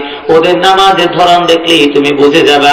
ওয়া ইযা কামু ইলাস সালাতি কামু কুসালা, অলস ভঙ্গিমায়, কোন মনোযোগ থাকবে না নামাজের মধ্যে। এই অমনোযোগী নামাজ দেখলেই তুমি বুঝে যাইবে এটা হলো মুনাফিকের নামাজ। আমাদের সমাজে কিছু মানুষ আছে নামাজে দাঁড়ায় একেবারে হাত পাও ছেড়ে দিয়া, আছে না নাই? তারপরে মসজিদে নামাজে দাঁড়ায় ফ্যান ঘুরে কি ঘুরে না, ঘড়ি কোনটা ঠিক আছে কোনটা ঠিক নাই, কোনটার কারা ঘুরে কোনটার কারা নামে, এগুলি খবর লয়, ঠিক না বেঠি? আবার নামাজের মধ্যে দাঁড়ায় পাশের লোকের পাশ দিকে তাকায়, আরেকজনের জামার দিকে নিজের জামা লাড়া ছিল মনে হয়। আর যদি নতুন জামা পরে যায়, যদি ইফতারি করা হয় গরমের দিনে, তাহলে পিছন দিয়ে জামা ঝাড়তে ঝাড়তে অবস্থা গায়ে ধুলা লাগে, আছে না নাই? জোরে বলে আছে নাই? এই নামাজ দিয়ে আপনি সমাজ থেকে অশ্লীলতা দূর করতে চান? এই নামাজ তো ফিউজ নামাজ। যে কোনো একটা জিনিস, আপনার মোবাইল চলবে কখন? মোবাইলের ব্যাটারিটা যদি চার্জ নিতে পারে এমন, ঠিক না ব্যাটারি? একটা ব্যাটারি ঠিক সুন্দর চার্জ দিচ্ছেন 5 ঘন্টা, চার্জ হয়েছে একটুখানি, ঘর থেকে বের হয়ে বাজারে গিয়ে বউরে ফোন দিয়ে বলছেন, হ্যালো জরিনা, কি বলো, তোমার জন্য কি আনবো? বলছে আমার জন্য তুমি মাথায় দেওয়ার সুন্দর তেল নিয়ে এসো। আপনি মাথায় দেওয়ার সুন্দর শুনেন না, আপনি তেল শুনছেন বেল। এখন আপনি আপনার স্ত্রীর মনোরঞ্জনের জন্য বেল খুঁজে পাইলেন না কোনোখানে, শেষে অনেক কষ্ট করে কাঁচা 2টা বেল বাড়িতে নিয়ে গেলেন। আপনার মাথায় বেল ভাঙা ছাড়া আর কোনো উপায় নেই। কেন হইল এটা? এটা এই জন্য হয়েছে এই কারণে, যেহেতু আপনার মোবাইলের চার্জের ব্যাটারি চার্জ নাই, ঠিক না ব্যাটারি? আপনার নামাজ আপনাকে কেন অস্থিরতাকে মুক্ত দেয় না? নামাজ পড়ে আপনি দোকানে উপর দিতে যাইতে নামাজের চার্জ শেষ, যখন গদিতে বসেন, টুপিটা খুলে যখন আপনি রাখেন, তখন শয়তান আপনাকে নতুন করে চার্জ দেওয়া শুরু করে দেয়। নামাজ যখন পড়েছিলেন আর মনে করেছিলেন ভেজাল মাল বিক্রি করবেন না, যেই কপাল দিয়ে সেজদা দেন, যেই অঙ্গ প্রত্যঙ্গ নিয়ে মসজিদে আসলেন, এই অঙ্গ প্রত্যঙ্গ নিয়ে কেমনে আবার ভেজাল মাল দিবেন? এবার যখন দোকানে আসলেন, ওই চার্জ বেশিক্ষণ হয় নাই, এবার ওই চার্জার খুলে শয়তান একটা চার্জ লাগায় দিল। এবার বলে কেন ভেজাল বিক্রি করবি না?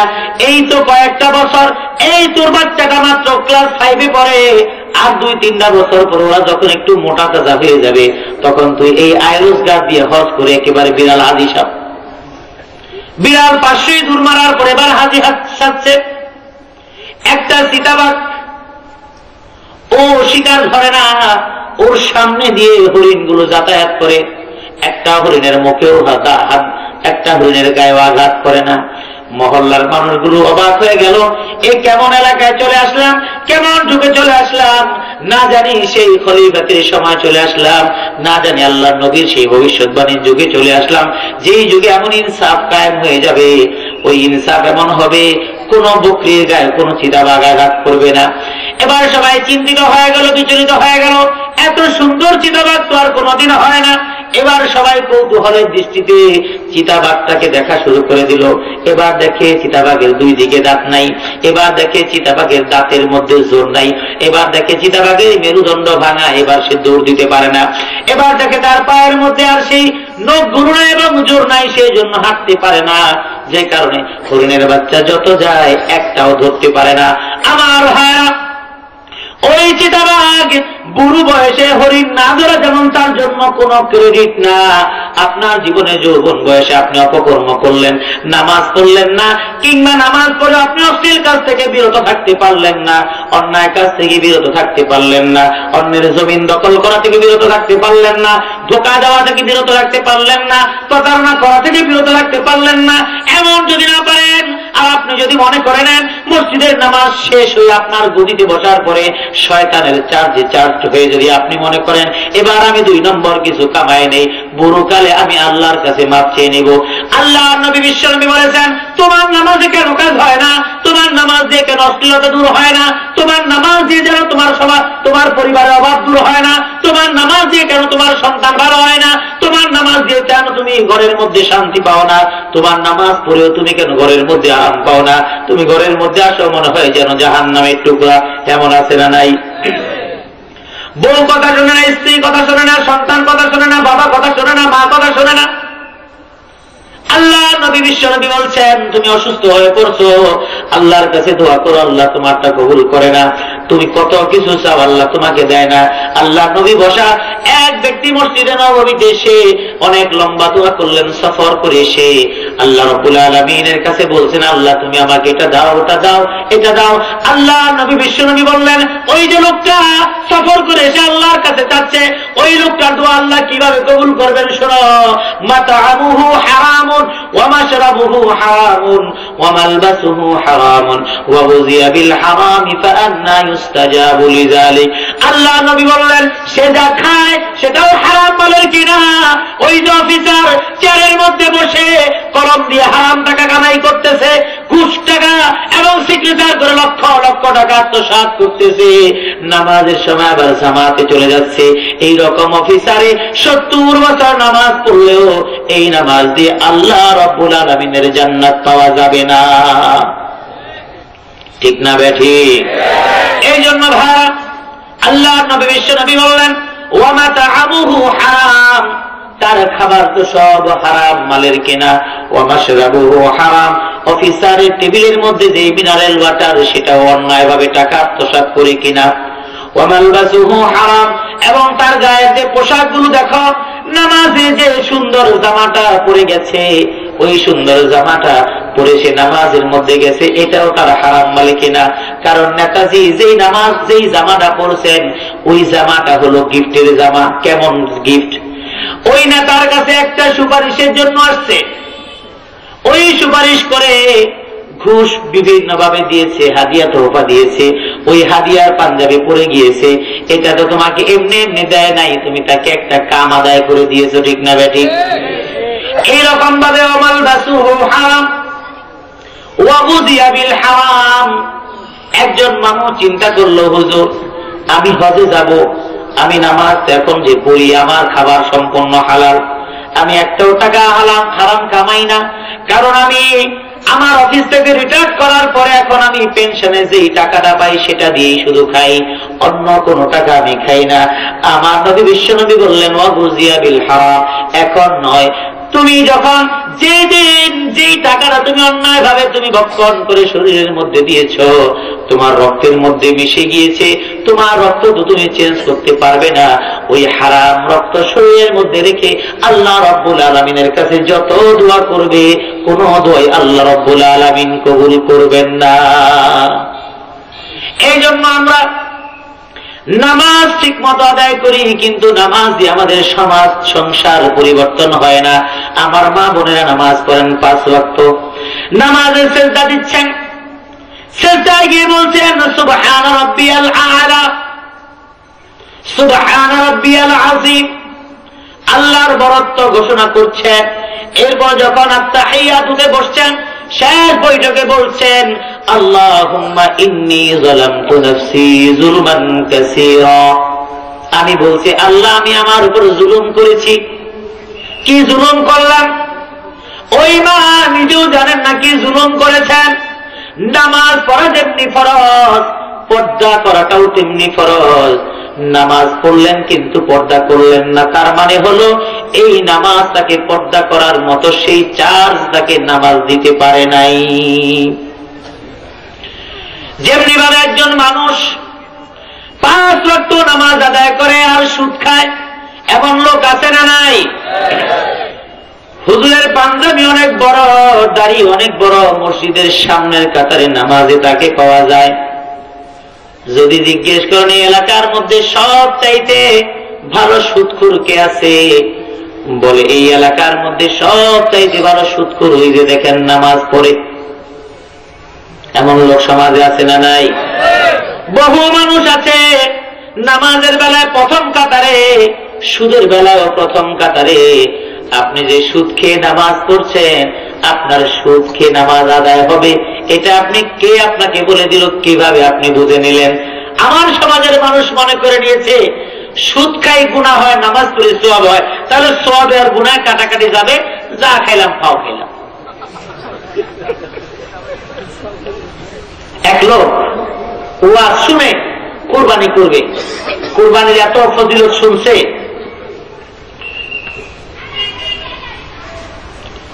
কুরবানির ফজিলত শুনছে যে কুরবানি যদি কেউ করে তাহলে এত এত ফজিলত। কারণ কুরবানির যে প্রাণী, এই অঙ্গ প্রত্যঙ্গ গুলো কিয়ামতের দিন সাক্ষী দিবে, এই রক্ত পচবে না, কিচ্ছু পচবে না, তাকওয়া পচবে, এরকম অনেক কিছু শোনার কারণে সিং ইয়াতি বিকুরুনিহা ওয়া আযরাফিহা ওয়া আশআরিহা, হাদিসের মধ্যে আসছে এই কুরবানির পশু সে তার হাড্ডি, সে তার খুর, সে তার হাড়, সে তার চামড়া, সে তার পশম নিয়ে আল্লাহর কাছে হাজির হয়ে যাবে, বলবে আল্লাহ আমি এক কুরবানির প্রাণীটা, মানে অরিজিনাল ভাবে দিয়েছে। আমাদের দেশে যে কুরবানি হয়, আদম আলাইহিস সালামের যুগে কুরবানি শুরু হয়েছে তাদের 2 সন্তানের মাধ্যমে। তখন সিস্টেম ছিল যার কোরবানিটা কবুল হবে সেটা উপর থেকে একটা আগুন এসে জ্বালিয়ে দিবে। তো আমি মাঝে মাঝে বিভিন্ন জায়গায় বলি, বিশেষ করে মসজিদের বয়ানের কোরবানির সময় কথাটা প্রায় বলি, আল্লাহ বাঁচিয়েছেন এই উম্মতকে আল্লাহ রাসূলের দোয়ার কারণে, যে আল্লাহ তুমি একেবারে ডাইরেক্ট তুমি পানিশমেন্ট দিও না, একটু সুযোগ দিও গুনাহ মাফের জন্য, কারণ এই উম্মত তো দুর্বল। যদি ওটাই রাখতো, আমার মনে হয় বাংলাদেশের নেতা গোয়ার শিল্পপতি গরু একটাও জ্বলতো না, সব রাস্তায় পড়ে থাকতো। ওই সিস্টেম থাকলে আর পরের দিনে বাইরে, কারণ সবাই তো দেখতো হ্যাঁ আমাকে অমুক সাহেবের গরুটা আগুনে জ্বলে নাই, তার মধ্যে কি খবর, আপনার গরু তো জ্বলে নাই, খবর সমাজে আর চলতে পারতো না, ঠিক না বেটি? আল্লাহ হেফাজত সুযোগ দিচ্ছেন, এই সুযোগ আমরা মুসলমান এবং আল্লাহর বান্দারা পেয়ে এমন সুযোগ মনে করে নিয়েছি, চিন্তা করে আল্লাহ মনে দেখেই না, নাউযুবিল্লাহ। যাই হোক, উনি গরুর কুরবানির ফজিলত শুনে চিন্তা করলেন তিনি কুরবানি দিবেন। এখন কুরবানিটা দিবেন কেমনে? এই কুরবানি দেওয়ার জন্য চিন্তা করলেন, একজনের বাড়িতে গিয়ে দেখলেন 2টা গরু, তার মধ্যে একটা তিনি চুরি করে নিয়ে আসলেন। চুরি করে আইনা এখন কুরবানি দিবেন। বউটি জিজ্ঞেস করতেছে যে তুমি কোরবানি দিবার টাকা পয়সা নাই, তুমি কোরবানি গরু কিনলা কোথা থেকে? কয় বেশি কথা কয়। ধমক দিয়ে বসা দিচ্ছে, মহিলা আর বেশি কোনো কথা বলার সুযোগ পায় নাই। তো কোরবানির দিন যথাসময়ে কোরবানি করলো, কিন্তু বউয়ের মনে তো মানে না, খুঁতখুত যে কি গরু আনলো, কি কোরবানি দিল, খেয়ে কোন সমস্যা হয়। বউয়ের খোঁচাখুচির কারণে আমার সমাজে অনেক বউরা আছেন যারা স্বামীর এই সমস্ত বিষয় নিয়ে আলহামদুলিল্লাহ একটু সচেতন, ঠিক না বেঠি? আবার এমনও আছেন যে আমার স্বামী কোথা থেকে আনলো সেটা আমার দেখার বিষয় না, বলে তুমি কি স্বামী হইতো, 5 বছর ধরে বিয়ে করছো, তুমিও যে চাকরি করো, আর পাশের বাড়ির ভাবি দেখো তো ওনার হাজবেন্ড একই চাকরি করে, মাত্র 2 বছরের মধ্যে দেখো তো বাড়ি করে ফেললো 5 তলা, আর তুমি 5 বছর এখন পর্যন্ত তুমি আমাকে কানে দুল কিনে দিতে, ফুল কিনে দিতে পারলা না। এমন আছে না নাই? 2 রকমই আছে। তো যাই হোক, তো ওই মহিলার পিড়াপিড়ির কারণে স্বামী এবার বেচারা চিন্তা করলো হুজুরের কাছে তো ফতুয়া জানতেই হয়। তো গ্রামের এক হুজুর, গ্রামের সব মসজিদে তো ভালো মানের হুজুর নেই, কারণ বেতন মোড়ে 500, তাও 9 মাস বাকি, হুজুর ভালো লাগে কমনি। এমনই তো 500 জায়গা হয়তো 5000 অথবা 6000, যদি জিজ্ঞেস করে হুজুরের বেতন একটু বাড়ায় দেবেন, 6000 হুজুর এত লাগেনি। কার হুজুরের লাগে না? কার হুজুর আবার এত ভালো কাপড় পরবো কি জন্য? হুজুর হয়ে যায় কি জ্বালা, হুজুর যদি জোরে হাতে কয় এই দেখছ হুজুর দাওয়াতে যায়, হুজুর আস্তে আস্তে হাতে কয় দেখছ কেমন খাওয়া খাইছে, হাঁটতে পারে না, মহা মুসিবত আছে। হুজুর যদি স্বাস্থ্যবান হয়, দেখছ মানুষের বাড়ি খাইয়া কি মোটা হয়েছে। আর যদি হুজুর যদি শুকনা হয়, হুজুর কত কাঙ্গালি, কোন জায়গায় ধরা খাইতে পিড়ে এমন শিক্ষা বানায় গেছে। হুজুর আছে মহা বিপদের মধ্যে। তো যাই হোক, বিভিন্ন জায়গায় এমন কিছু হুজুর আছে যারা পড়ালেখা বেশি করতে পারে নাই। আবার এলাকা ভিত্তিক মসজিদ গুলোতে মাসলা মাসাইল কিন্তু নেতার উপর নির্ভর করে দিতে হয়, ঠিক না বেঠি? এক মসজিদের ইমাম সাহেব, তিনি এশার নামাজ পড়লেন, সাব্বিহিসমা রাব্বিকাল আ'লা, খুব সুললিত কণ্ঠে তিনি নামাজ, নতুন নিয়োগপ্রাপ্ত ইমাম, মসজিদের কমিটির সবাই খুশি, ভালো কণ্ঠের হুজুর পেয়েছি। এখন এই কমিটির মধ্যে ইব্রাহিম, মুসা, ঈসা 3 জনই আছে, একজন সভাপতি, একজন সেক্রেটারি, একজন সভাপতি, একজন সেক্রেটারি, আর একজন হল ট্রেজারার। 3 জন, ইব্রাহিম, মুসা, ঈসা। এখন 3 জনের সম্মতিতে ইমাম নিয়োগ হয়েছে। এখন পরের দিনে তো এশার নামাজ পড়ার পালা, 3 জন এশার নামাজে হাজির। ইমাম সাহেব সূরা আ'লা, সুহুফি ইব্রাহিম ওয়া মুসা, আল্লাহু আকবার, শেষ আয়াত এটা। নামাজের মধ্যে প্রথম রাকাত পড়াছে, দ্বিতীয় রাকাতের মধ্যে ট্রেজারার যে যার নাম ঈসা, এই মনে মনে একজন ইমাম রাখলাম আমি, 2 জনের নাম লইল, আমার নাম লইল না। কারণ আমাদের দেশের কমিটির অবস্থা যা, কোরআন শরীফ কি আছে না আছে কিছু কইতে পারে, কিন্তু মাথা বুড়িটা ঠিক মতো আছে। ইমাম সাহেবের ইন্টারভিউ নেয় মসজিদের সভাপতি, যে নাকি সূরা ফাতিহা পড়তে জানে না। ইমামের ইন্টারভিউ নেবেন ওই এলাকার মাদ্রাসার মুহাদ্দিস মুফতিদেরকে ডেকে, পার্শ্ববর্তী মসজিদের ভালো ইমামদেরকে ডেকে ইমামদের ইন্টারভিউ নেবেন। আপনি গান গাইতে যান, আপনার গানের কি বুঝেন? আপনার ড্রাইভার নেওয়ার ক্ষেত্রে কিন্তু ইমাম সাহেবরা ডাকেন না, তখন কিন্তু ড্রাইভার দিয়ে ড্রাইভার ইন্টারভিউ নেন। এটাই তো নিয়ম, কি বলেন? তো যাই হোক, ও প্রথম দিন নামাজ পড়ায় মহা বিপদে পড়ে গেছে। এবার দ্বিতীয় দিনে ঝড় ঝাপটা চতুর্দিকে, এই হুজুরকে বের কর, এই হুজুর রাখবো না, দোষ কি? করা যাবে না, দোষ কি? একজন এসে কানে কানে হুজুরে বলছে, হুজুর আপনি তো একটা ভুল করে ফেলছেন, এই 3 জনের নামে 2 জনের নাম নিয়েছেন আপনার, কারণ মুসল্লি একই তালের। আমাদের দেশের মুসল্লি কমিটি সবই থাকে, হুজুর ইমাম সাহেব শুধু একা সূরা জানে, আর কেউ সূরা জানে না। এই জন্য হুজুর আল্লাহু আকবার, বাকিরা সবাইকে হুজুর যেদিকে লয়ে দিল ওদিকে আছে, আপনি ঘুমাইলে আমিও ঘুমাবো, ছবি জানাই, চিন্তার কোনো কারণ নেই। তো পরের দিন ইমাম সাহেব চিন্তা করেন, হ্যাঁ হ্যাঁ কি অবস্থা, আমার তো চাকরি থাকবে না। এখন চাকরি বাঁচানোর জন্য পরের দিন তারা করলেন সুহুফি ইব্রাহিম ওয়া মুসা ওয়া ঈসা। অবস্থাটা হলো এই, আমার সমাজের নামাজি, মুসল্লি এবং সবকিছু এখন জগা খিচুড়ি অবস্থা।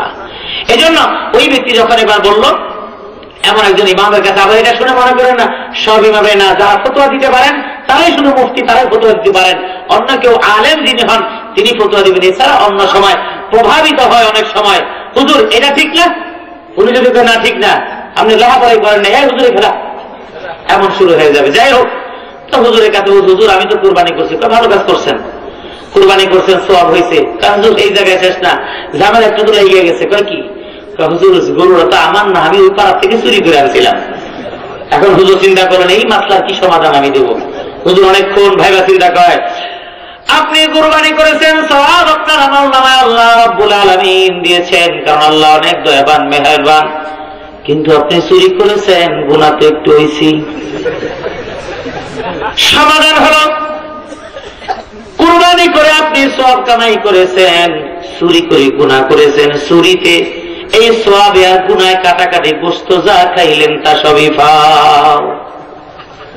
আমাদের দেশে মানুষ তাই মনে করে যে আল্লাহরে যা দিয়ে আসলাম এটা খুব বেশি দিয়ে আসলাম, এই জন্য আমাদের দেশে ফার্স্ট ক্যাটাগরির নামাজির সংখ্যা অনেক কম।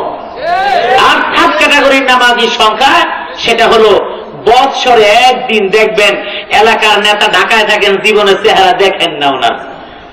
বছরে একদিন দেশে আসছেন, এই জন্য ঈদগাহের মধ্যে দেখবেন একদিন ইমামের বরাবর ওই জায়গাটা ওনার জন্য রাখতে হবে। আছে না নাই? আল্লাহর নবী বিশ্বনবী বলেছেন,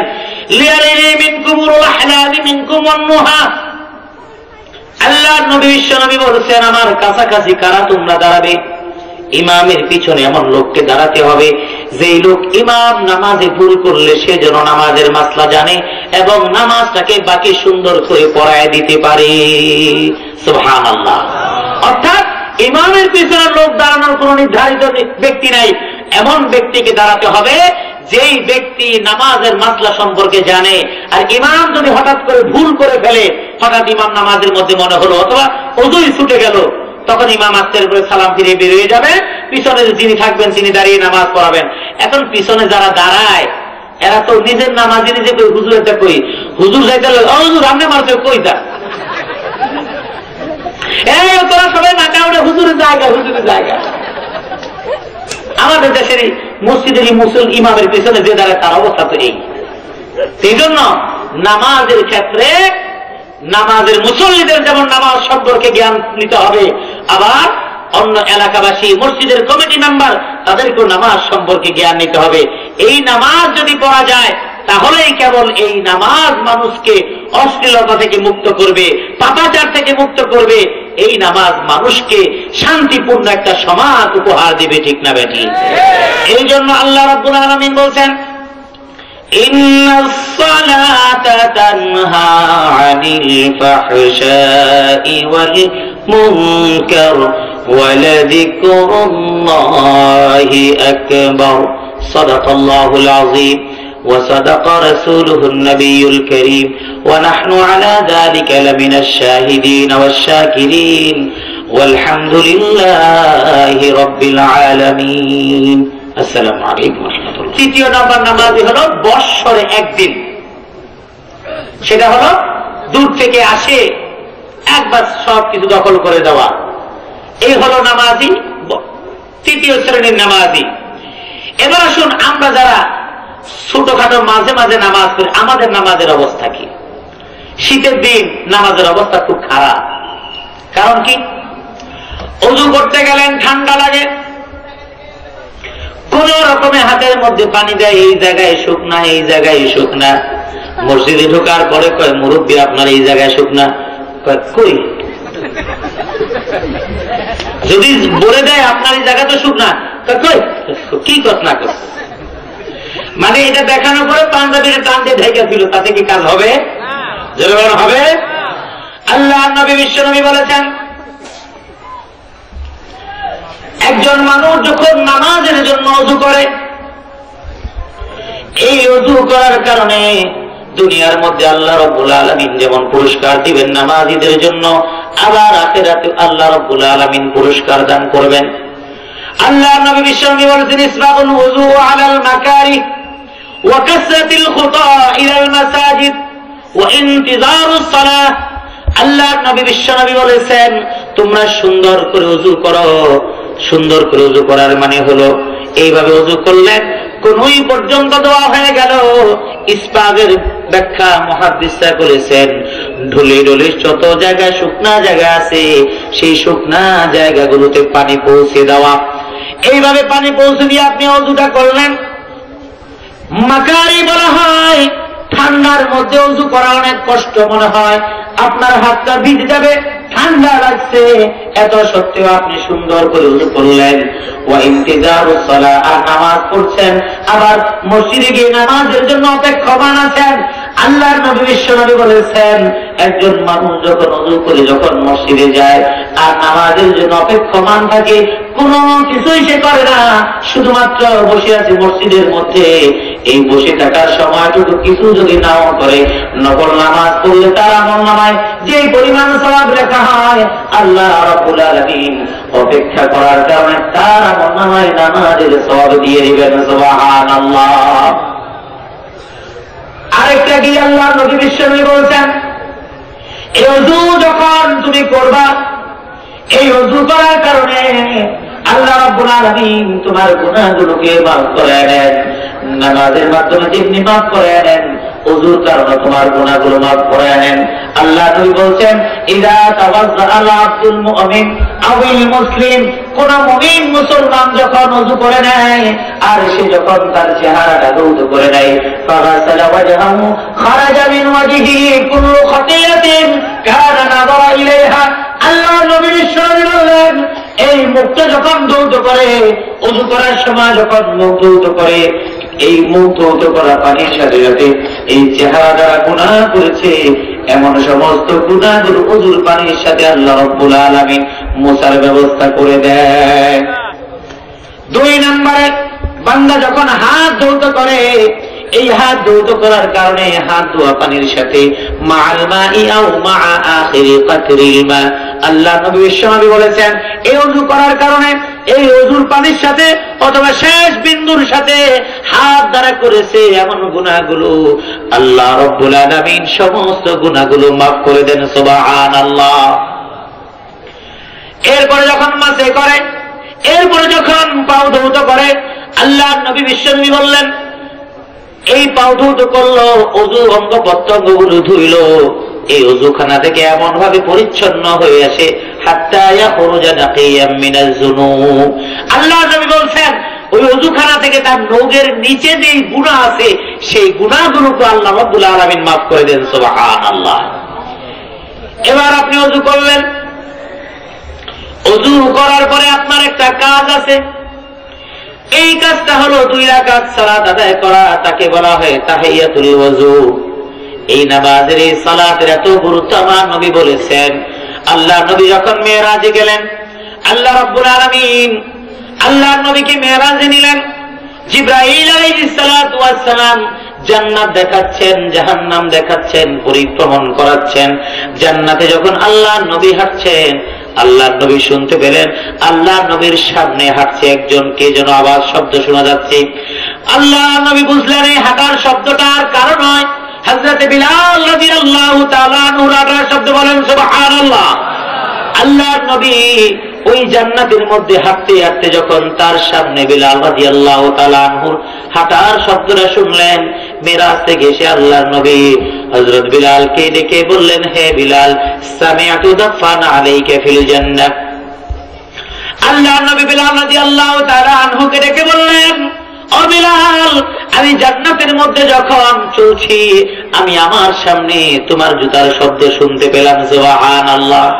তুমি এমন কি আমল করো যে আমলের কারণে আমার আগে তোমার জুতার শব্দ আমি জান্নাতে শুনলাম? আল্লাহর নবীর সাহাবী বললেন, ইয়া রাসূলুল্লাহ, ইসলাম গ্রহণ করার পরে আমি নামাজ যেদিন থেকে ধরেছি আর যেদিন আমি ওযু করি, যতদিন আমি ওযু করেছি, যখনই আমি ওযু করেছি তখন আমি 2 রাকাত নামাজ আদায় করেছি, এর চাইতে বড় আমল আমার আর কিছু মনে হয় না। আল্লাহ নবী বললেন, হে বিলাল, তুমি ওযু করেছো যখনই তখনই 2 রাকাত নামাজ আদায় করেছো। এই 2 রাকাত নামাজ আল্লাহ রাব্বুল আলামিনের কাছে এত বেশি পছন্দনীয় হয়েছে, ওই 2 রাকাত নামাজের কারণে খুশি হয়ে আল্লাহ রাব্বুল আলামিন তোমার সম্মান এবং মর্যাদা এতখানি বৃদ্ধি করেছেন। সুবহানাল্লাহ। ভাইরা আমার, এই জন্য সালাতের মর্যাদা আল্লাহ রাব্বুল আলামিন দান করেছেন। এরপরে আমার আল্লাহ এই নামাজের ব্যাপারে, সালাতের ব্যাপারে বলেছেন, একজন মানুষ এই সালাত আদায়ের জন্য যখন ওযু করে, আল্লাহ নবী উম্মুল মুমিনিন আয়েশা সিদ্দিকা রাদিয়াল্লাহু তাআলা আনহাকে বললেন, শোনো আয়েশা, হাসরের ময়দানে আমার উম্মতদেরকে, আমার উম্মতের মধ্যে যারা নামাজ আদায় করেছে, সুন্দর করে ওযু করেছে, আমি বাছাই করে করে জান্নাতে তাদেরকে নিয়ে যাব। আল্লাহ নবীর স্ত্রী উম্মুল মুমিনিন বলছেন, ইয়া রাসূলুল্লাহ, এত লক্ষ লক্ষ নবী, তাদের কোটি কোটি উম্মত, এবং আপনার উম্মত তো কম হবে না, আপনি এত উম্মতের মধ্যে আপনি নামাজি উম্মত আপনি বাছাই করবেন কেমনে? আল্লাহ নবী বললেন, শুনো আয়েশা, একটা মরুদ্যানের মধ্যে, উপত্যকার মধ্যে হাজার হাজার যদি কালো রঙের উটকে ছেড়ে দেওয়া হয়, ওই কালো রঙের উটের যদি কিছু কিছু উটের কপালের মধ্যে সাদা চিহ্ন দেওয়া থাকে, তোমরা বলো তো দেখি, ওই কালো রঙের উটের মধ্যে সাদা চিহ্ন উটগুলো কি খুঁজে পাওয়া যাবে নাকি? সাহাবায়ে কেরাম বললেন, ইয়া রাসূলুল্লাহ, উম্মুল মুমিনিন বললেন, ইয়া রাসূলুল্লাহ, নিঃসন্দেহে ওই কালো উটের মধ্যে সাদা চিহ্নওয়ালা উটগুলোকে খুঁজে বের করা যাবে। আল্লাহ নবী বললেন, শোনো আয়েশা, আমার উম্মতের মধ্যে যারা ওযু করেছে আর যারা 5 ওয়াক্ত নামাজ করেছে, মরার পরে তারা দাবি করলেই হবে না ওই মানুষগুলোর ওই ওযুর কারণে। আল্লাহ নবী আরেকটা হাদিসে বলেছেন, ইন্না উম্মতি ইউদআউনা ইয়াওমাল কিয়ামাতি গুররাম মুহাজ্জালিনা মিন আসারিল ওযু ফামান ইসতাতাআ মিনকুম আন ইউতিলা গুররাতাহু ফালইয়াফআল হাযা। আল্লাহ নবী বিশ্বনবী বলছেন, ও আমার উম্মতেরা শোনো, হাসরের ময়দানে যদি নূরের তাজাল্লি তোমার অঙ্গ প্রত্যঙ্গের মধ্যে যদি সৃষ্টি করতে চাও, তাহলে তুমি সুন্দর করে গুররাম মুহাজ্জালিন, ওই চিহ্নিত, ওই ঘোড়াগুলো যেমন চিহ্নিত হয়, তুমিও যদি চিহ্নিত হতে চাও, তাহলে তোমার অঙ্গ প্রত্যঙ্গগুলো চিহ্নিত হবে। এটা যদি করতে চাও, তাহলে বেশি করে তুমি ওযু করে নাও, আর ওযু করে নামাজ পড়ে নাও, তাহলে তোমার অঙ্গ প্রত্যঙ্গের মধ্যে নূরের তাজাল্লি চমক দিতে থাকবে। আল্লাহ নবীর সাহাবীরা এবং উম্মুল মুমিনিন বললেন, ইয়া রাসূলুল্লাহ, নিঃসন্দেহে চিনা যাবে। আল্লাহ নবী বললেন, শোনো, ওই দিন হাসরের ময়দানে আমার উম্মতের মধ্যে যারা নামাজ আদায় করবে এবং ওযু করবে, ওই ওযুর কারণে অঙ্গ প্রত্যঙ্গগুলো চকচক করবে, সিজদার কারণে তাদের কপালের মধ্যে নূরের চমক আমি দেখব। এই হাতটা জমিনের মধ্যে আপনি দিলেন, এই হাঁটুটা আপনি জমিনের মধ্যে লাগালেন, কপাল লাগালেন, নাক লাগালেন, আপনি যত অঙ্গ প্রত্যঙ্গগুলো দিয়ে সিজদা করলেন, ওই অঙ্গ প্রত্যঙ্গগুলোর মধ্যে এত নূর থাকবে, আমার নবী দেখবেন, দেখে দেখে তাদের জন্য আল্লাহ রব্বুল আলামিনের কাছে সুপারিশ করে তাদেরকে জান্নাতে নিয়ে যাবেন। সুবহানাল্লাহ। দুনিয়ার মানুষ মনে করে নাই এই জায়গায় যে যেই দল না করে তারপরে তো এটা আমার দলের লোক, ঠিক না ঠিক? জোরে বলেন, ঠিক না ঠিক? প্রমাণের জন্য একটা কাগজ বানায় দিল, ব্যাগ ডেটে কর্মীর ফর্ম পূরণ করায় দিল, বলল যদি বিশ্বাস না হয় দেখেন 2000 সালে সেও আমার কর্মী ছিল। এমন ব্যবস্থা আছে না নাই? জোরে বলেন, আছে না নাই? রাজনৈতিক সুবিধা অর্জন করার জন্য, নেতার কাছে সুবিধা পাওয়ার জন্য যে যেই দলের লোক না সেই দলেও যায়, আবার যখন পালা বদল হয় এই দল পোল্ট্রিকে ওই দলের মধ্যে আবার যায়, ঠিক না বেটি? এরকম পোল্ট্রি খাওয়া খাওয়াই দুনিয়ার মধ্যে থাকতে পারে। আল্লাহ নবীর কাছে পোল্ট্রির আশায় কিছু মানুষ যাবে দৌড়াইয়া, বলবে, ইয়া রাসূলুল্লাহ, আমরাও তো আপনার উম্মত ছিলাম। আল্লাহ নবী বললেন, কেমনে উম্মত ছিলা? ইয়া রাসূলুল্লাহ, আমিও তো জুমার নামাজ, যায় নামাজ বকুল তোলা করে লয়ে গেছি, আমিও ঈদের নামাজ পড়েছি। আল্লাহ নবী বলবেন, তুমি যদি আমার উম্মত হতে কিছুই বলা লাগতো না, আমার উম্মত হওয়ার লক্ষণ হলো তোমার কপালে তোমার অঙ্গ প্রত্যঙ্গই বলে দিতে তুমি আমার উম্মত। সুবহানাল্লাহ। ওই জায়গায় 2 নম্বরই আর চলবে না, সার্টিফাই করার জন্য আর দালাল লাগবে না, ওখানে কোন দালালের সিস্টেম, জোরে বলেন সিস্টেম, যত দালালি পারো জমিনে কইরা লও। 2 নম্বরই কি কম? জীবনে নামাজ পড়ে না, মোচের তাও দেখে মনে হয় এই মোচের তেলগুলো নিজের পয়সায় কিনা, এই মোচ যে চকচক করে, এই মোচ নিজের পয়সায় কিনা, তেল দিয়ে এমন চকচক করা যায় না। এই চকচক করার ভাও দেখে বোঝা যায় 2 নম্বরই ভাবে কামাই করা তেল দিয়ে মোচে লাগাইছে। এমন মোচওয়ালা, এমন যত ব্যক্তি নামাজ পড়ে না, দুনিয়ায় জীবিত রাখতে না পড়লে কি হবে? জানাজার নামাজ একটা না 17টা হয়, ঠিক না বেঠিক? যে যত বড় বেনামাজি তার জানাজার সংখ্যা তত বেশি। জোরে বলেন ঠিক না বেঠিক? আপনাদের এই ফেনী অঞ্চলে তো অনেক বড় বড় মাদ্রাসা আছে, উলামা বাজার মাদ্রাসা থেকে বিখ্যাত মাদ্রাসা, তাই না? এই মাদ্রাসার প্রখ্যাত মুহাদ্দিস কিছুদিন আগে মারা গেলেন। তার নামাজে জানাজার পিছনে কি আলেমরা বেশি ছিল নাকি সাধারণ মানুষ বেশি ছিল বলেন তো? যা ছিল সব মুহাদ্দিস, মুফতি, মুফাসসির। সুবহানাল্লাহ কোন? আর নেতা যখন নামাজের জানাজার জন্য দাঁড়ায়, পিছনে কর্মীরাও দাঁড়ায়, মনে হয় কয়জনের উযু আছে তাতে যথেষ্ট সন্দেহ, ঠিক না বেঠিক? যদি অস্ত্র পরীক্ষা করার জন্য নিচে একটা মেশিন ধরে না, টিক টিক টিক টিক শব্দ করে লগে কিছু থাকলে, আমি তো বলি ওযু মাপার যদি কোনো যন্ত্র থাকতো তাহলে নেতাকেও জানাজার নামাজে একটা কর্মীও ঢুকতে পারতো কিনা সন্দেহ। মেশিন ধরলে টিক টিক টিক টিক মানে ওযু করে নেই, বাজ দিতে পারত। কথা বলেন ঠিক না বেঠিক? আবার এই নেতা এর কর্মীরা তো ওযু ছাড়া নামাজ পড়বেই, কারণ কি? দুনিয়ার মধ্যে যেই নেতা নামাজ পড়ে না সেই নেতার কর্মীরাও কোনদিন নামাজি হতে পারে না। এই জন্য যে নেতা নামাজি হয় ওই নেতার কর্মীরাও হয় নামাজি, ঠিক না বেঠিক? আমরা সবাই নামাজি নেতার পিছে থাকবো, রাজি আছি? আল্লাহ কবুল করুক। আল্লাহ এই সমাজকে নামাজি সৎ নেতৃত্বশীল নেতার অনুগত করার আমাদেরকে তৌফিক দান করুন, আমিন। বেনামাজিদেরকে আল্লাহ হেদায়েত করুন, আমিন। ওরা যেন নামাজি হতে পারে, আল্লাহ ওদেরকে হেদায়েত দান করুন। জানাজার আগে যেন ওরা অন্তত 5 ওয়াক্ত নামাজি হতে পারে, ঠিক না বেঠিক? এই জন্য বেনামাজি নেতা কর্মীরাও বেনামাজি। নামাজে ইমাম সাহেব দাঁড়ায়া দোয়া করতেছেন, কর্মীরা কিছুই জানে না। কর্মীরা এমন করে হাত দিয়ে একজন আরেকজনের দিকে তাকায়।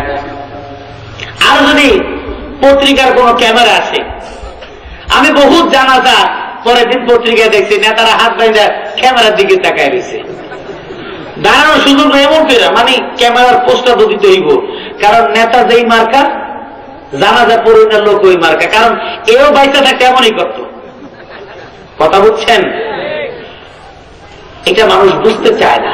মানুষ মনে করে আমি এখন যেভাবেই থাকি না কেন কিছুদিন পরে সব ঠিকঠাক করে ফেলাবো। না, তোমার মৃত্যুটা হবে, সারা জিন্দেগি তোমার জীবন যাপন যেইভাবে চলবে ওই আমলের উপর নির্ভর করে তোমার মৃত্যু হবে। তামুতুনা কামা তাহইয়াউন ওয়া তাহইয়াউনা কামা তামুতুন। তোমার মৃত্যু হবে কোন অবস্থায়, তোমার সারা জিন্দেগিটা তুমি যেইভাবে কাটাইবা। আবার তুমি ওয়া তাহইয়াউনা কামা তামুতুন, আবার হাসরের ময়দানে তুমি উঠবা যেই সময় যেইভাবে তোমার মৃত্যুটা হয়েছে। এই জন্য ভাইরা, অনেক মানুষ মনে করে নেই মৃত্যুর আগে আমি তওবা করে নেই, নামাজ জীবনে যা না পড়েছি কোনো সমস্যা নাই, মসজিদের ইমাম সাহেবকে ডেকে একটু তওবা করে নেই। আর সন্তানরা বলে হুজুর চলেন, আমার আব্বার অবস্থা খুব ভালো না। বলে কি অবস্থা? 5 বছর আগে বলেছিল অমুক সাহেব আপনি নামাজটা নিয়মিত ধরেন। বলে হুজুর দোয়া করেন, দোয়া একটু ভালো করে করেন আমরা যেন নামাজি হতে পারি। কত মশকরার কথা! হুজুর একটু দোয়া করেন আমরা যেন নামাজি হতে পারি। মনে হয় উনি নামাজ পড়লে মনে হয় হুজুরে বেহেশতে যাবে, ভাবটা এরকম মনে হয়। এইরকম দোয়া করল, সময়ের ব্যবধানে দেখা গেল মৃত্যু মুখে উপনীত। জবানে কোনো শব্দ নাই, চোখেও কোনো পাওয়ার নাই, হাত নড়ে না, পাও নড়ে না। সন্তান এবার বুঝে গেল বাবা এইবার আর বাঁচার কোনো সম্ভাবনা নাই, এইবার মরলে আর বাঁচবে না। বুঝলেন তো? আগের বার ময়ূরও বাইচে ছিল টাকার জোরে, অনেকেই বলে এই কথা। নাউজুবিল্লাহ কন। আগের বার এমন অসুস্থ হয়েছিল, তখন হাত ধরে হুজুরের কাছে বলছে হুজুর ভালো করে দোয়া করবেন, এইবার যদি আল্লাহ যদি সুস্থ করে 5 ওয়াক্ত নামাজ আর ছাড়বো না, ইসলাম কেমন ভাবে পালন করব, ঘরের মধ্যেও পালন করাবো। হুজুর দোয়া করলেন, মানুষও দোয়া করলো। আল্লাহ কার দোয়া কবুল করছেন আল্লাহ ভালো জানেন। আল্লাহ দোয়া কবুল করে তাকে সুস্থ করে দিলেন। এবার হুজুরের সাথে দেখা, হুজুর বলে অমুক সাহেব নামাজে এখন আসছেন না, আল্লাহ তো সুস্থ করে দিয়েছে। হুজুর এই কয়েকদিন হাসপাতালে থেকে ব্যবসার যা লস হয়েছে তার কোনো হিসাব নিকাশ নাই। হুজুর 1 মাস হাসপাতালে ছিলাম, যা লস হয়েছে এই লস পুরাইতে আমার 5-7 বছর লেগে যাবে। তার মানে আবারও একটা ধোকা দিল যে 5-7 বছর পর্যন্ত নামাজ না পড়ে আবার থাকুন। এবার কিছুদিন পর আবার অসুস্থ হয়ে গেল। আল্লাহ রাব্বুল আলামিন কোরআনে বলে দিচ্ছেন, ওয়া ইযা মাসাল ইনসানা দুররু দাআনা লিজামবিহি আও কাঈদান আও কাঈমা। আল্লাহ রাব্বুল আলামিন বলছেন, মানুষকে আমি বিপদ দেই, ওই বিপদটুকু যখন সে দেখে, ওই বিপদ দেখার সাথে সাথে সে তার আমাকে ডাকা শুরু করে দেয়। তার মানে হলো দুররুন দাআনা লিজামবিহি আও কাঈদান আও কাঈমা, দাঁড়িয়ে ডাকে, বসে ডাকে, কাত হয়ে শুয়ে বসে সব সময় ডাকে। অসুস্থ হয়ে যাওয়ার কারণে ঘরের সবাই মিলে নামাজ পড়ে, ঠিক না ঠিক? ঘরের কর্তা যদি অসুস্থ হয়ে যায়, বউ নামাজ পড়ে, ছেলে নামাজ পড়ে, মেয়ে নামাজ পড়ে, সবাই মিলে নামাজ পড়ে। এবং কখনো কখনো স্ত্রী তাহাজ্জুদের নামাজও পড়ে, ঠিক না ঠিক? এবার অসুস্থতা থেকে সুস্থ হয়ে গেল। যেই দিন বাবা দেখে একটু সোজা হয়ে হাঁটে, ওই দিন ছেলে মসজিদে যাওয়া বন্ধ করে দেয়। কারণ আল্লাহর কাছে যা চাইছিলাম তা তো পেয়ে গেছি, আমার বাবার সুস্থতা দরকার। আল্লাহর কাছে বলেছি, আল্লাহ আমার বাবাকে সুস্থ করে দিচ্ছেন। আল্লাহ রাব্বুল আলামিন বলেন, কাআল্লাম ইয়াদউনা ইলা দুররিম মাসসা, মনে হয় যেন তারা কোনদিন আমাকে ডাকে নাই। ভাবটা এমন যে কোনদিন ডাকে নাই। এক মহিলা তার স্বামী সহ বাচ্চা কাচ্চা সহ নদী পার হচ্ছে, হঠাৎ নদীর মধ্যে ঝড়ঝাপটা শুরু হয়ে গেল। এমন ঝড়ঝাপটা শুরু হয়, নৌকা ডুলে হয়তো ডুবেই যাবে। স্বামীর মনে অনেক সাহস, বলে তুমি এমন কাঁদছ কেন? আমার সমাজেও কিন্তু অনেক মানুষ আছে খুব বেটা, আল্লাহর বিভিন্ন বিষয়ের উপর কথা কিচ্ছু হবে না, গেলে কোনো ব্যাপারই না, খুব বাহাদুরি জমিদারি। যখন বিল্ডিং এর ছাদ ভাঙা দেওয়া শুরু করে তখন সে বুঝতে পারিনি আগে। যাই হোক, ওই নারী এবং পুরুষ, স্বামী স্ত্রী বাচ্চা কাচ্চা নিয়ে যখন নদী পার হওয়া শুরু করলেন, নদী সফরে যখন নৌকা টলটলায়মান, এই অবস্থার মধ্যে এমন অবস্থা হয়ে গেল, স্বামীকে বললেন তুমি আল্লাহকে ডাকো। স্বামী এবার বাধ্য হয়ে আল্লাহকে ডাকলো, আল্লাহ গো, যদি বাচ্চা কাচ্চা নিয়ে যদি ওপারে পার হয়ে যেতে পারি, তাহলে তোমার রাস্তায় একটা খাসি কোরবানি করে দেব। এইভাবে দোয়া করতে থাকলো। ওই স্বামী স্ত্রী বাচ্চা কাচ্চা নিয়ে নদী পার হয়ে গেল। পার হয়ে যাওয়ার পরে দিন যায়, রাত যায়, কোনো ওই কোরবানির খবর নেই, সবটার খবর নাই। একদিন স্ত্রী বলে, তুমি তো ওই বিপদের মধ্যে আল্লাহর কাছে ওয়াদা করেছিলে তুমি এই কাজটা করবে। বলে, আল্লাহ তো বোঝে নাই, তুমিও বোঝো নাই, কারণ ওই দিন নদীর মধ্যে ঢেউয়ের মধ্যে আল্লাহ আমাদেরকে ফালায় দিছিল। আল্লাহ ভয় দেখাইছে, আমি খাসি কোরবানি করার এই লোভ আমি আল্লাহকে দেখাইছি। নাউজুবিল্লাহ। আমার সমাজের মানুষ বিপদের মধ্যে যখন পড়ে তখন নামাজ বেশি পড়ে, বিপদ যখন চলে যায় তখন নামাজের আর ধারে কাছে ভিড়ে না, ঠিক না বেঠি? এই জন্য আল্লাহ রাব্বুল আলামিন বলছেন, তুমি নামাজ পড়ো ঠিক, কিন্তু তোমার নামাজ দিয়ে কোনো কিছুই সমাধান হয় না। ইন্নাস সালাতা তানহা আনিল ফাহশাই ওয়াল মুনকার ওয়া লাযিকরুল্লাহি আকবার ওয়াল্লাহু ইয়ালামু মা তাসনাউন। সাদাকাল্লাহুল আযীম وصدق رسوله النبي الكريم ونحن على ذلك لمن الشاهدين والشاكرين والحمد لله رب العالمين. السلام عليكم ورحمة الله.